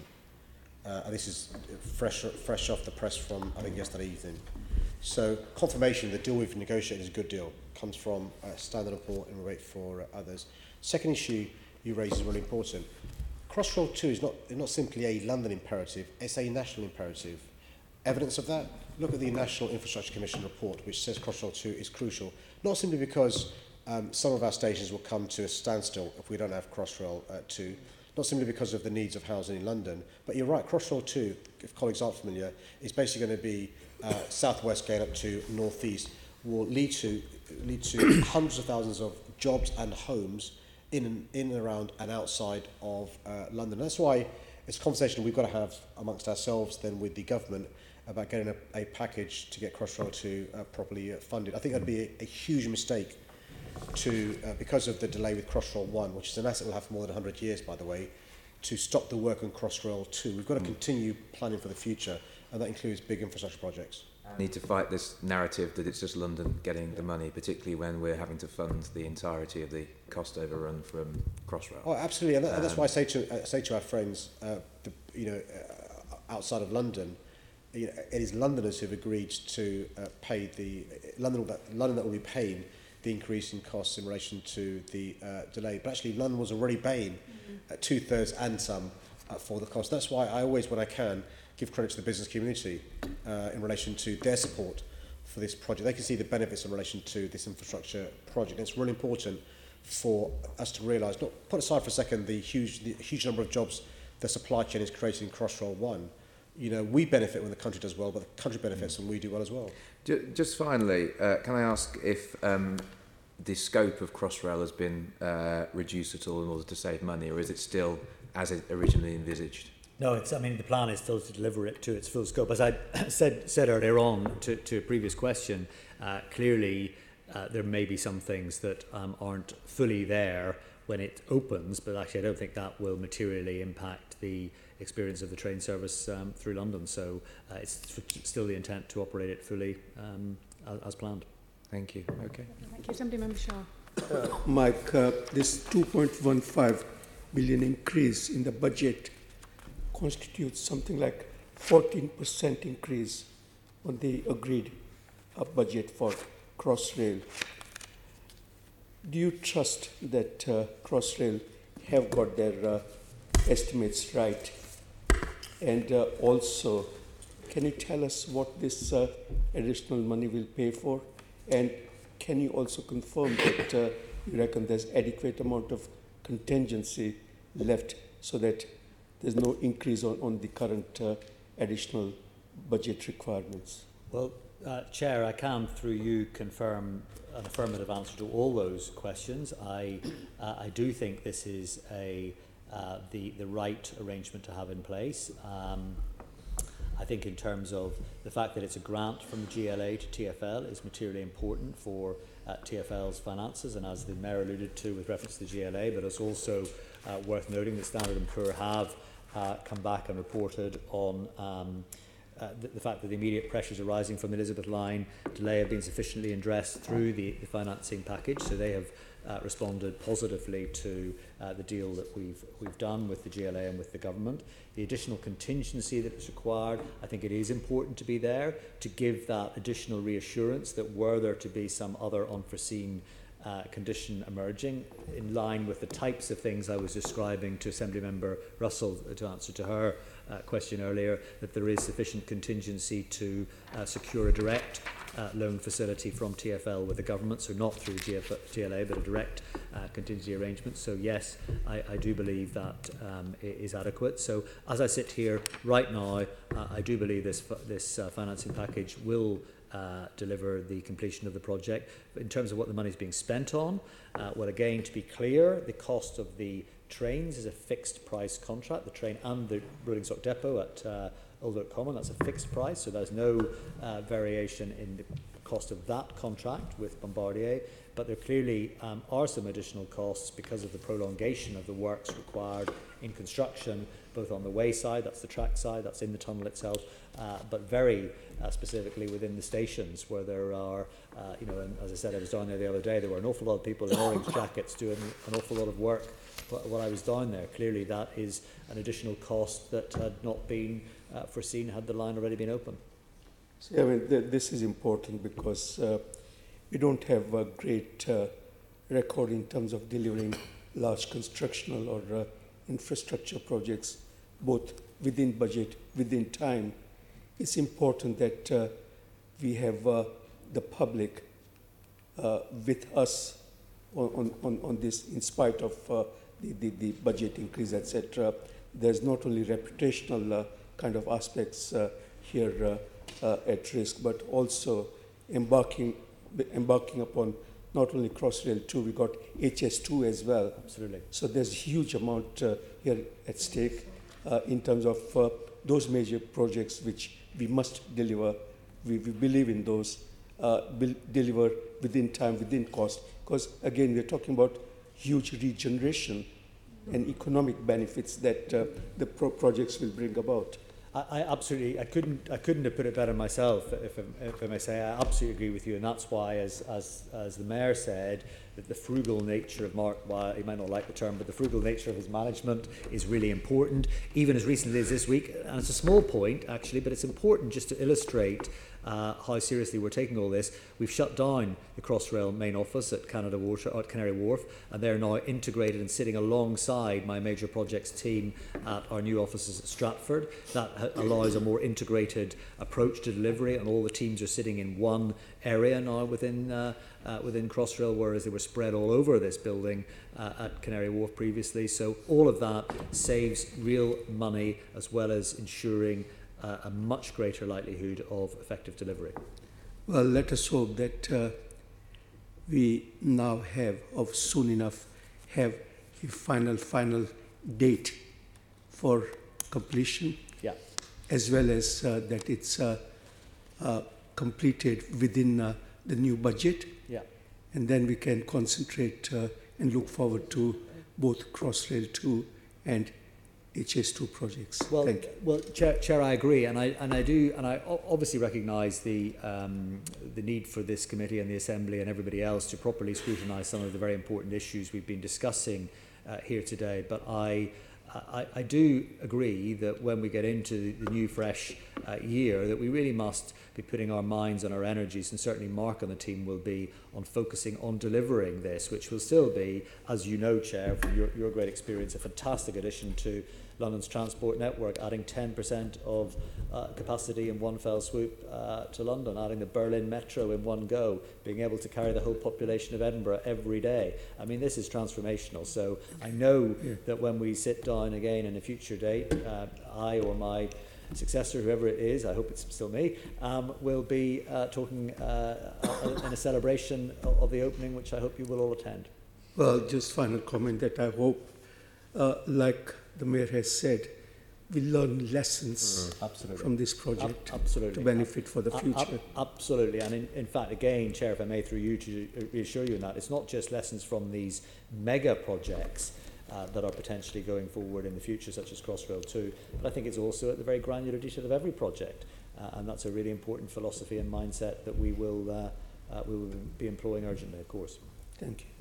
Thank you very much indeed. That comes to the end of our questions this morning. Thank you very much for your time, and we've got a series of bits of information we'll be requesting afterwards. I think it's really important that Obviously, we want to understand what's happened here, but actually in the longer term, the major projects across the country, if this was seen and quoted as the model by the National Audit Office only in 2014, this was the model to deliver. Yeah. Clearly it hasn't, and there's been some transparency and other issues. How can we make sure infrastructure can get funded in the future and we can have confidence in it, and the delivery. So thank you very much indeed for your time. If you would like to leave, because we just want to then quickly go through... Can I freely wish the committee Merry Christmas? And I should have said that. Apologies. Merry Christmas, Happy New Year, and hope you're feeling better as well.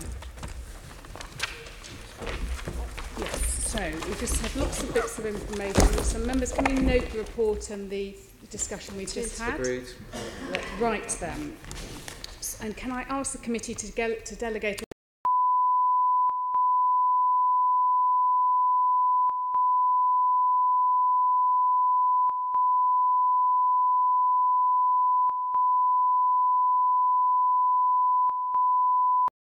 order to get them ready so we have them ahead of our next meeting? I'm going to read them out. They're all the bits that we've picked up throughout the meeting. We discussed some of them in the pre-meet. So can I ask the committee to agree the following recommendation?